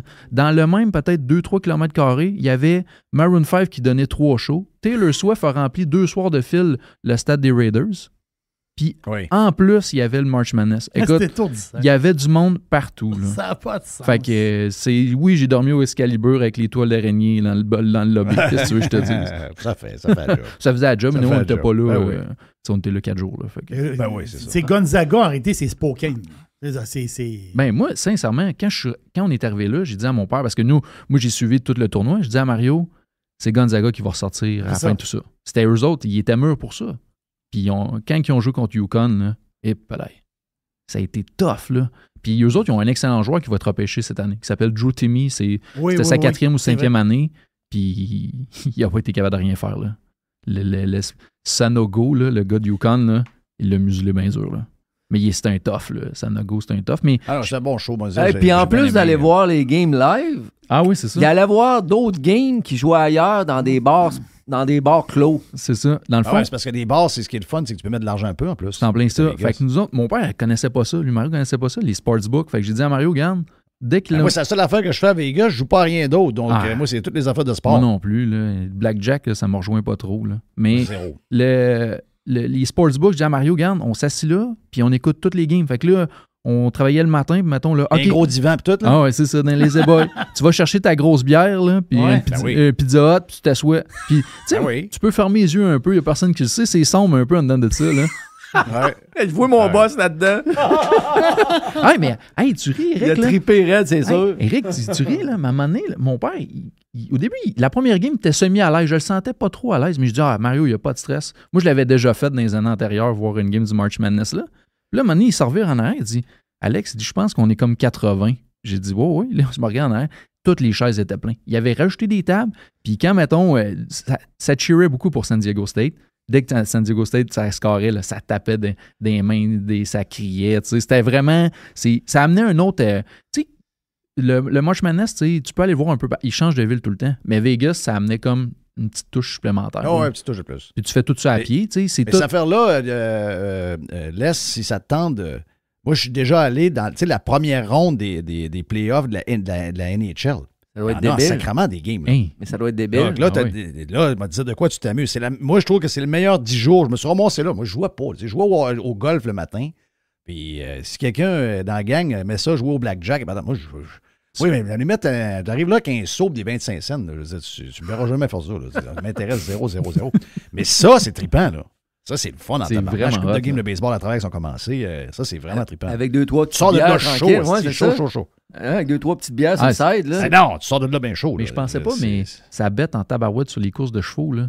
Ouais. Il y a une section par Sportsbook, là, il y a un côté de mousse que j'étais au Excalibur. Le côté droite, c'était juste des courses de chevaux. Là. C'était plein. Dans le monde, des courses de chevaux, il y en a en masse. Hein? Ouais, c'est bol, ça n'a pas de bon sens. Moi, je pensais pas. Là, mais c'était plein. Mais c'est le fun. Vegas pour ça. Mais March Madness, c'est sûr, c'est un incontournable. Là. Moi, quand les Raptors ont fait la finale, j'étais allé à Toronto voir. J'étais pas dans le stade, mais j'ai fait la file pour faire le fameux Jurassic Park. Là. J'étais arrivé là à 5 h du matin, puis ils nous laissaient rentrer juste genre à 6 h le soir pour nous vendre des hot dogs à 32$. Là, en tout cas, ça pas de bon sens, là, mais j'ai fait la fiche, je l'ai faite. C'était historique. Mais March Madness, c'est même pas proche. Là. C'est bien plus hot que la finale de l'NBA. Ah, c'est hot. J'aimerais ça y aller. Tu me donnes le goût d'y aller. L'année prochaine, c'est à Boston. Si tu veux le faire, les Regionals, ils vont à Boston. OK. Ça se fait bien, OK, char, c'est là. proche. Nous autres, Alex, il faut travailler. On peut pas tout le temps y aller. Non, tu non, comprends, je sais bien, je sais, mais... Il est tannant. J'avertis, là. Hey, laisse, avant que tu partes. Merci, Alex, t'es fin. Oui. T'es invité n'importe quand. T'es bon, maudit Alex. Oui, il est bon. Laisse, j'ai écouté la game hier, Buffalo Panthers. On va dire de quoi? Panthers, à la fin de la game, à 6 contre 3. 6 contre 3. Deux pénalités, plus le goal enlevé. Je suis en ciboire, là. Ils vont faire les playoffs, puis notre choix qu'on a d'eux autres, il va être plus haut qu'on pensait, là. Ouais, c'est pour ça que le Canadien veut le larguer. Ben oui. Ben oui, c'est ça, là. Mais les autres, le Canadien pensaient que ça allait être dans 5, 6, 7 premiers. Mais Buffalo a un beau club. Ouais, mais... Buffalo, pour une gang de jeunes, sont pas pires. Oui, mais le goaler, Lévesque, là, il fait la job, là. Ils ont pris leur temps, ils l'ont emmené. Ils n'ont pas fait comme le Canadien, là, le faire jouer tout de suite. Là. Ils sont jeunes. Il y avait 3 goalers pendant l'année. Hein? Ouais, mais là, ils l'ont fait pratiquer quasiment 2 semaines avec Anderson qui a 40 ans. Puis, tu sais, moi, je pense qu'ils ont bien fait avec. C'est leur futur, si on s'entend. Là. Pas un gars de Montréal, ça? Oui, c'est un gars de Pointe-Claire ou dans ce coin-là. Puis, ça appartenait, c'est les Panthers qui l'ont repêché. Puis il appartenait aux Panthers. Ils l'ont échangé contre Esprit. On va le trouver, là. Ouais, non. Il joue. C'est un très bon pour les Panthers, là, mais c'est un gros coup de Buffalo là, pour l'avoir ramassé. Là. Eux autres. Les Panthers, Reinhardt. Sam Reinhardt. Ouais, c'est ça. C'est Sam Reinhardt qui ont été cherchés. C'est un bon aussi, là. Mais lui, il était déjà dans la ligue. Ils ont été chercher le vibe pour lui. C'est bon, c'est quand même bon. Mais les Panthers sont un bon kid aussi. Lion est bon. Ouais. Ça veut dire qu'avavec l'autre, le gars de 10 millions, ils n'ont plus besoin. Bobrovski, je ne sais pas quand est-ce, je sais pas, vous êtes sur vos cellulaires, là, je ne sais pas quand est-ce que ça finit, là, mais lui, il va signer 1 million ailleurs. Là. Fini après. Là. Non, fini, moi, il y a mes chums qui me disaient des goalers à 10 millions, ça marche pas, ça. Hein? Oui, j'en connais un, moi, qui disait ça. Ben, j'en connais, ouais, c'est ça, mais... Mais le temps est en train de lui donner raison, ce gars-là, hein? Oui, c'est ça. Souvent, c'est ça qui arrive. C'est plate, là, mais je peux pas trop m'astiner avec lui, avec eux autres, d'ailleurs. Finalement, en Floride, 2 goalers de 2 millions chaque, on en a en masse. Hey, thank you, Les. Merci, Alex. Hey, non, mais t'es un peu, Jeff. Quoi? La game du Canadien hier, il y a 2 matchs. Non, pas de game canadien. Ça n'existe pas, ça. Hey, ça n'existe pas. Les 2 matchs, ils n'ont pas compté un but. Non, ça existe plus. C'est fini. À cause que Raphaël Harvey-Pinard n'a pas joué. Mais non, c'est fini, là. Là, c'est tout ce qui est intéressant, c'est les wild cards. C'est ça qui est intéressant. J'espère qu'ils donnent les billets pour aller au Canadien. Là. Mais c'est pas votre équipe, ça, le Canadien, là? Arrête. On écoute ça jusqu'à la fin, là. Voyons. Hier, j'ai écouté la première minute jusqu'à la dernière. Hier? Oui. Arrête. Ben, t'es tough en tabarouette. Faut voir le futur de notre équipe. C'est là que ça se passe. C'est pas le futur de l'équipe. C'est des gars qui vont être dans la Ligue américaine, nord-américaine l'année prochaine. Mais non, le gardien, hier, il fallait qu'on le regarde. Ils le mettent pourquoi, le gardien? Pour l'échanger. Primo? Ils garderont pour pas être sûr Primo, que finalement, il n'y a pas d'avenir dans cette ligue-là. Moi, je pense pas qu'ils le gardent, Primo. Là. Ben, ils n'ont pas le choix, là. C'est Montembeault, là. Hey, toi, esti. Hey, lui, on est allé voir une game du Canadien. C'était genre contre l'Avalanche, puis l'Avalanche ont compté beaucoup de buts, ils ont mis Montembeault. Lui, à côté de moi, là, Alexandre Audette, il criait là, à tout temps. Hey, je te le dis, le monde criait Montembeault avec la lui. game comme Montembeault se fait enlever, puis on mis Allen une deuxième fois. Non. Montembeault est revenu en relève, mais c'était drôle parce qu'on était avec des clients, puis on a mis tout un party dans la loge, puis même le lendemain, le monde nous écrivait, puis nous envoyait des photos de Montembeault tellement que le party avait pogné. On a eu du fun pareil, mais Montembeault, c'est le gardien d'avenir. On était allé voir les Canadiens contre l'Avalanche. L'Avalanche, c'est une vraie équipe de hockey. Là. Et pareil. Oh, c'était pas la même ligue. Là. Non. Il y a un bout qu'on pensait qu'ils n'allaient pas faire les playoffs, mais ils ont réglé ça pas mal. Oui, c'est ça. Mais j'ai peur. S'ils pognent... Eux autres, là, c'est l'équipe qui va me faire le plus peur. S'ils pognent Minnesota en partant, qui sont supposés de prendre, boy, moi, je prends Minnesota, c'est l'équipe avec Fleury que je ne veux pas prendre en premier. Là. Puis si eux autres les prennent, c'est pas sûr. Ça fait 3 fois que je parle ma musique, là, d'après moi. OK, on s'en va. Moi, ça veut dire que c'est fini. Hey, la neige commence si on s'en va. Tu vas faire une dépression. Hein? C'est bon. Merci, Les. Merci, Alex. Merci, Jeff. Hey, on arrête, on revient. On a la boîte à Jerry pour finir. Yes, sir! Le vestiaire vous a été présenté par UH Clothing. Pour vos uniformes de hockey, de deck, de baseball 100% personnalisés, ainsi que pour vos vêtements corpo. Sur Facebook ou en ligne à uhclothing.com. Jeff Fillion. Fresh. 100%. 100% pirate. Fresh. New. The revolution. radiopirate.com. OK, la boîte, Jerry, qu'est-ce qu'il y a dans la boîte? Une petite quickie d'une douzaine de minutes là, pour... On a des jaseux, on a des placoteux. Hein? Oui, my God. Ça placote. Jacasse. Mais c'est le fun, quelqu'un qui est allé sur place aussi. C'est vraiment le fun. Puis tu le vois aussi, il jase, là, puis tu vois dans ses yeux, là, tu vois que le gars, il a vécu quelque chose de... C'est incroyable. Lui, il était sur place, puis tu te rends compte qu'il y a des réseaux de sport à Québec, il n'y a personne qui était là. Puis il travaille dans des réseaux de sport. Ah non, mais ils n'ont plus d'argent, ça. Non, c'est ça, ils n'ont plus d'argent. C'est ça, l'histoire. Ils n'ont plus d'argent. Ils ont mis Dave Morissette dehors, là? Oui. Ah oui? Oui, oui. Okay. Ben, je sais pas s'il a-tu été mis dehors complètement? Oui, il a été mis dehors. Complètement. Il n'a pas perdu juste son show, là. Je sais pas, parce que j'ai lu, à moins que... Écoute, non, je sais, j'ai lu la même affaire. C'est des sites du Canadien, puis dans le site, il faisait une quote de ce que Régent avait dit, puis ça venait de nous autres, là, sans qu'ils disent d'où ça venait. Mais ça a l'air que ça serait fini pour Dave Morissette. Ouais. Il a fait quand même une bonne ride, là. Oh, il a fait une bonne ride. C'est pas un gars méchant, là, je veux dire, c'est pas un gars qui est pas bon, là, mais tu sais, je veux dire, c'est pas... Sais-tu quoi, une affaire que je vais te dire là-dessus, j'en ai écouté des émissions, là, puis c'était pas le pire. Non, c'était pas le pire. C'était pas le pire parce qu'il donnait de la couleur. Puis il est sympathique, c'est un gars que les gens aiment. Oh oui. Tu sais, ça, c'est important aussi, le contact. Il y a du monde, des fois, qui ont peut-être beaucoup de mots, ils ont peut-être beaucoup de connaissances, mais que le monde, ça accroche pas pendant tout 0-0-0. Là. Ben lui, ça accrochait. Là. Le monde l'aimait. Mais tous les gros salaires ont été coupés. Ouais. C'est ça l'histoire. La vraie histoire, c'est elle. Qu'est-ce qu'on a dans la boîte, Jerry? Je sais pas si tu as vu ça passer, l'histoire de... On a entendu parler beaucoup ici... c'est quoi? C'est quel ministre qui en parlait là, il y a peut-être une semaine ou deux? Toute l'histoire du français, puis le Québec, puis le français, telle affaire. Là, il y a des statistiques qui sont sorties par rapport au français, parce que les jeunes qui sont en secondaire 5, ils font l'espèce de test ultime de français. Après ça, tu t'en vas au cégep, ou tu vas faire d'autres choses. Mais 66 % des élèves passent leur test de français en secondaire 5. 59 % garçons. M'excuse, là. Ça, c'est l'école publique, là. C'est un crash, là. Je m'excuse, c'est un crash. C'est épouvantable. C'est un crash. Mais si tu vas à l'école privée, semi-privée, c'est 82 % de réussite totale, puis 77 % chez les garçons. L'écart entre le public et le privé est énorme. Et pour te montrer comment on est des innocents,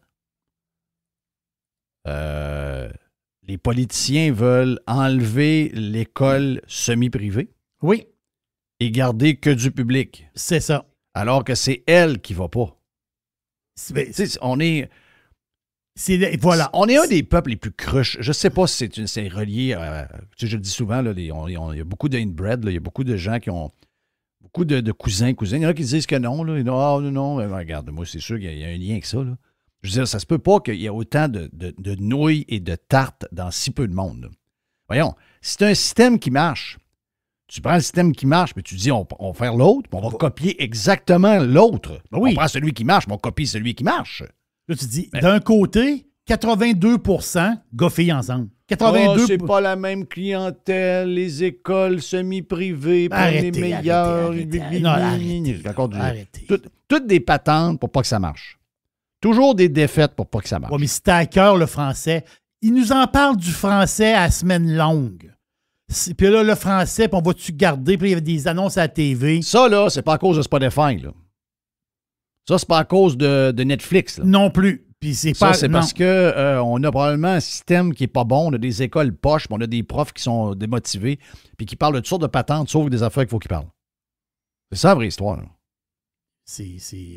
Puis pour les garçons, on sait que pour les garçons, à l'école publique, c'est beaucoup plus tough qu'à l'école privée pour les garçons. L'école privée, semi-privée, privée, il y a quelque chose qui motive les gars un peu plus. Mais c'est un sacrement de langue à apprendre aussi. Je comprends. C'est pas facile. Là. La langue française, c'est pas facile. Et à un moment donné, là, ça, puis ça, là. Ben ça, c'est ça la base.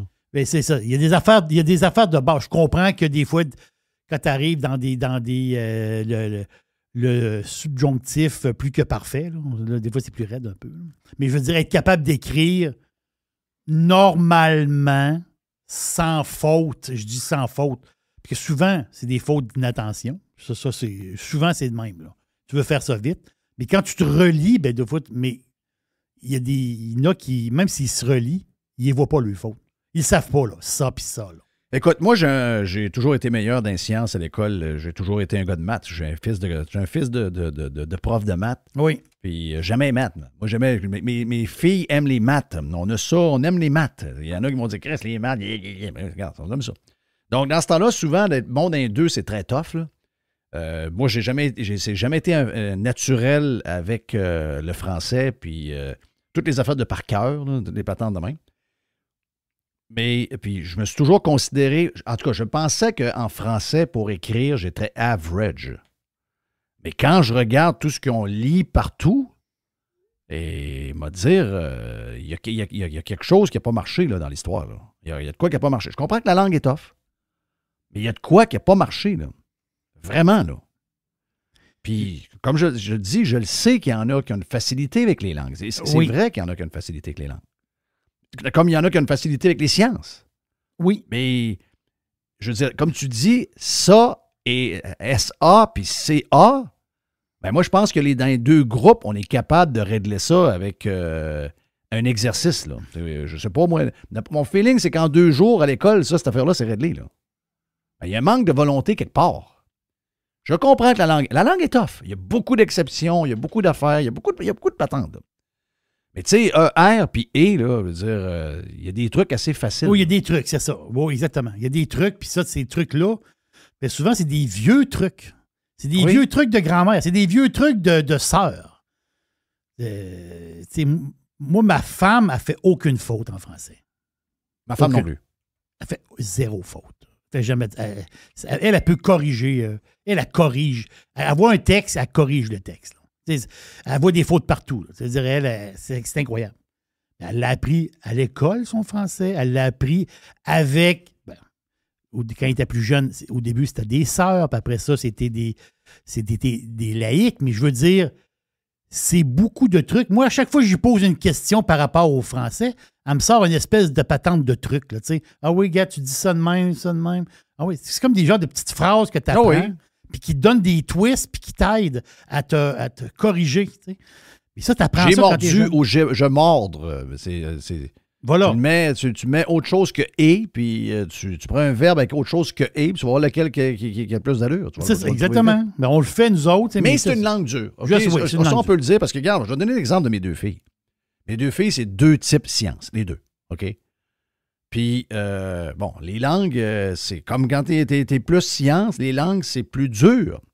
Mais ils écrivent un anglais parfait. Oui.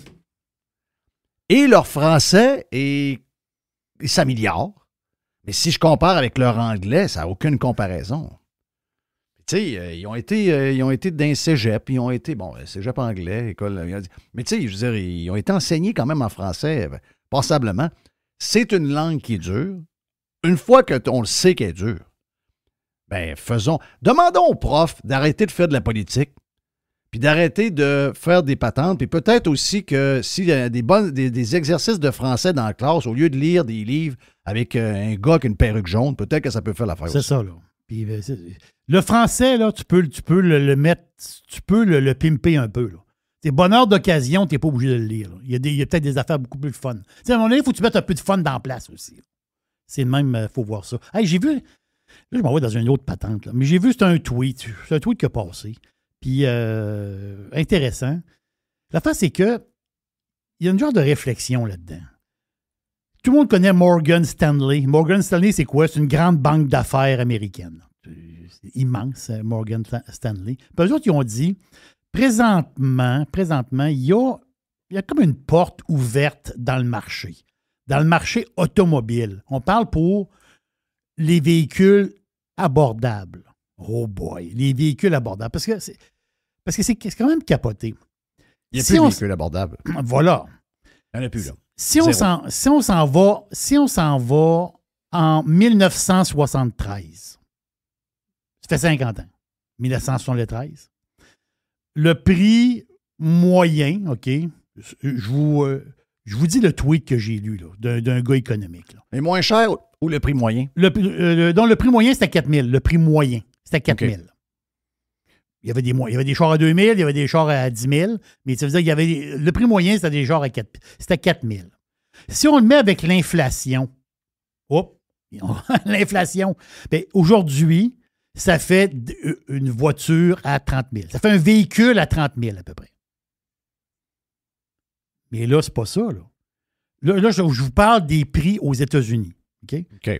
Là, le prix moyen aux États-Unis est dans le coin un peu plus que 48 000 $. Et c'était combien il y a... Non, c'est ça, c'est rendu 48 000 bâtons. Mais regarde, moi, j'ai acheté ma première voiture neuve en 84-85. J'avais 17 ans. Parce que je travaillais fort. Puis je me suis payé une voiture. Je ne voulais pas avoir un bazou. Je voulais avoir une voiture neuve. Et je l'ai payé 7 700 $. J'avais une Suzuki Forza, 3 cylindres, neuve, avec la console dans le milieu puis un bon radio dedans. Tu sais, j'ai pas besoin de m'acheter un autre radio. Je m'avais prévu un bon radio dedans. Puis j'avais quelques options aussi après. Là. J'avais peut-être un genre de mag. Là, tu sais, c'est un genre de mag pas pire. Là. Et aujourd'hui, si vous allez chercher des voitures équivalentes à ça, vous allez avoir de la misère à en trouver. Il n'y en a pas bien.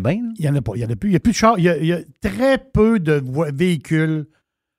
Tu sais, un Honda Civic, c'est 36 37 000 $. Oui, d'entrée de gamme. Entrée de gamme, l'espèce de prix de base, c'est genre 28 29 000 mais là, c'est le genre de prix de base. Là. Ça, c'est une voiture de livraison de pizza. Là. Oui, puis là, il n'y a pas de taxe là-dessus. Là. On s'entend-tu, là? Ça, c'est dans il n'y a pas de taxe là. Donc, il y a de la place pour des nouveaux véhicules à prix raisonnable. À prix, oui. C'est Morgan Stanley qui dit en ce moment, il y a une porte grande ouverte, une porte de grange grande ouverte. Parce que si, dans le temps, tu avais des... Je calcule avec l'inflation, c'était à 4 000. Aujourd'hui, ça devrait être 30 000, le prix moyen. Mais là, on est à 48 000. On était à combien il y a 3 ans? On était à 38 000.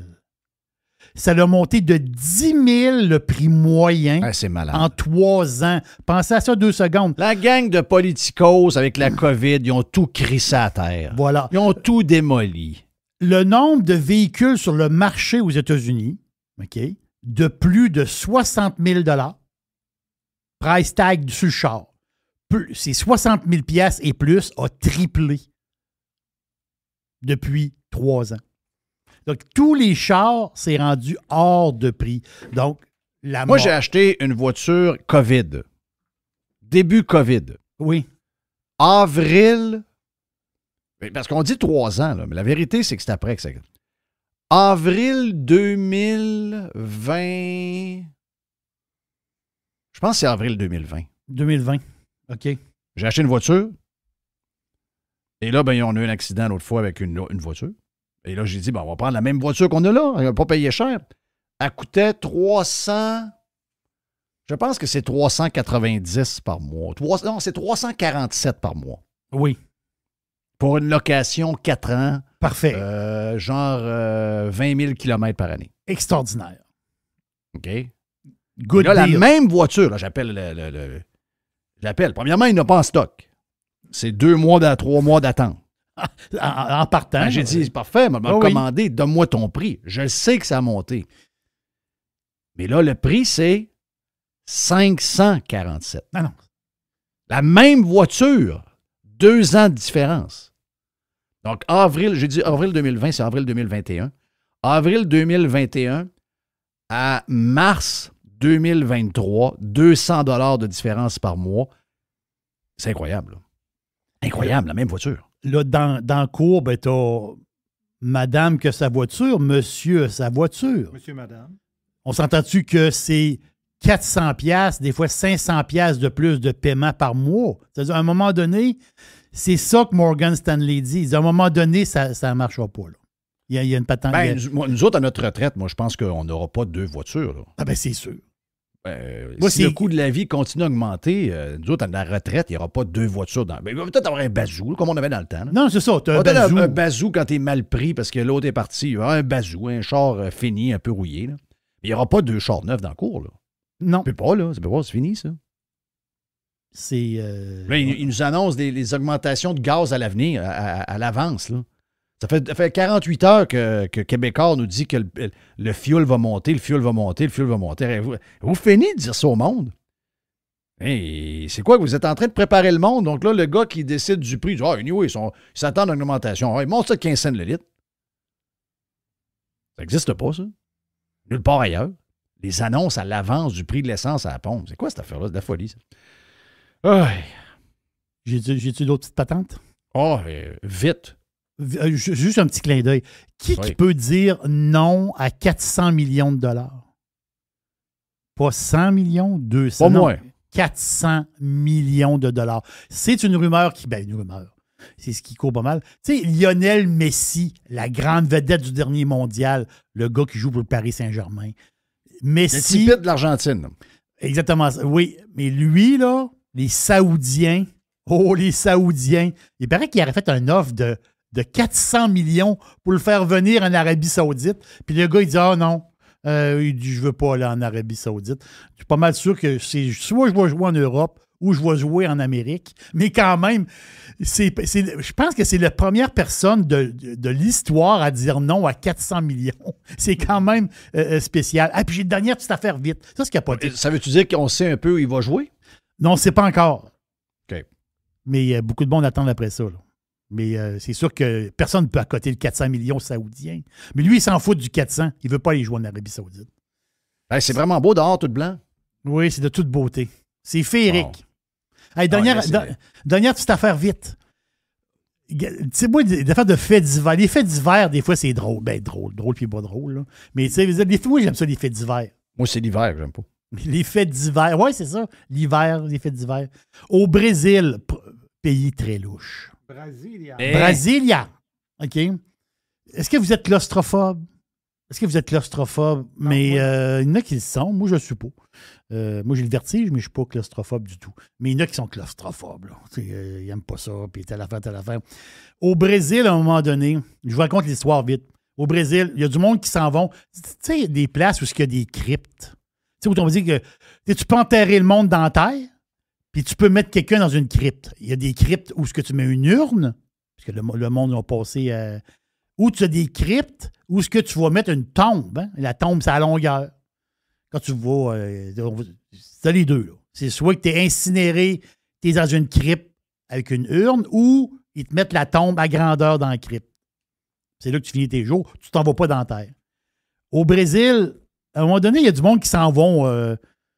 Ils s'en vont prier. Là. Ils s'en vont à une place là, pour où il y a une crypte. Là, ils voient que le grand mur devant eux autres, où il y a des espèces de trappes, ils voient comme un emplacement où il y a quelqu'un qui, je dis pas enterré, mais qui est encrypté, si je peux dire, qui est là. Mais ils voient comme du ciment frais, bizarre un peu, comme du ciment mal posé. Puis pourtant, c'était une belle crypte. Non, mais c'est bizarre. Puis là, ils en parlent, les autres, ils arrivent, puis ils en parlent au propriétaire là, du cimetière là-bas. Ils ont dit, hey, c'est dommage bizarre cette histoire-là. Ils arrivent là, hey, le ciment était comme frais encore.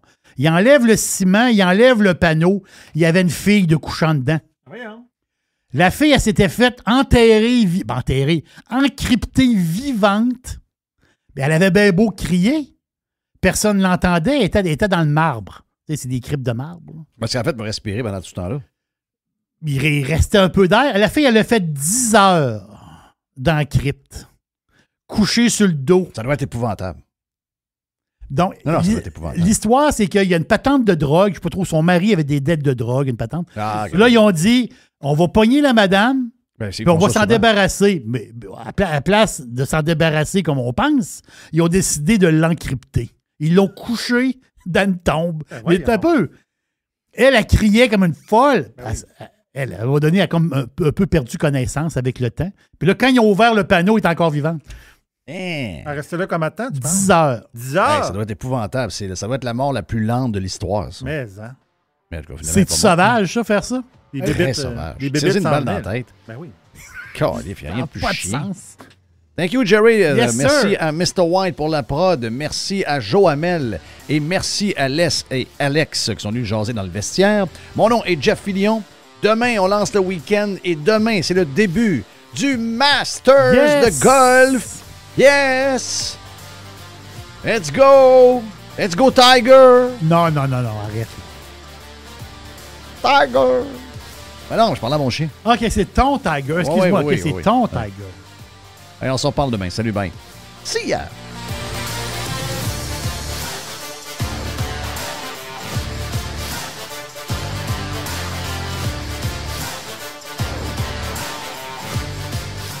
Online.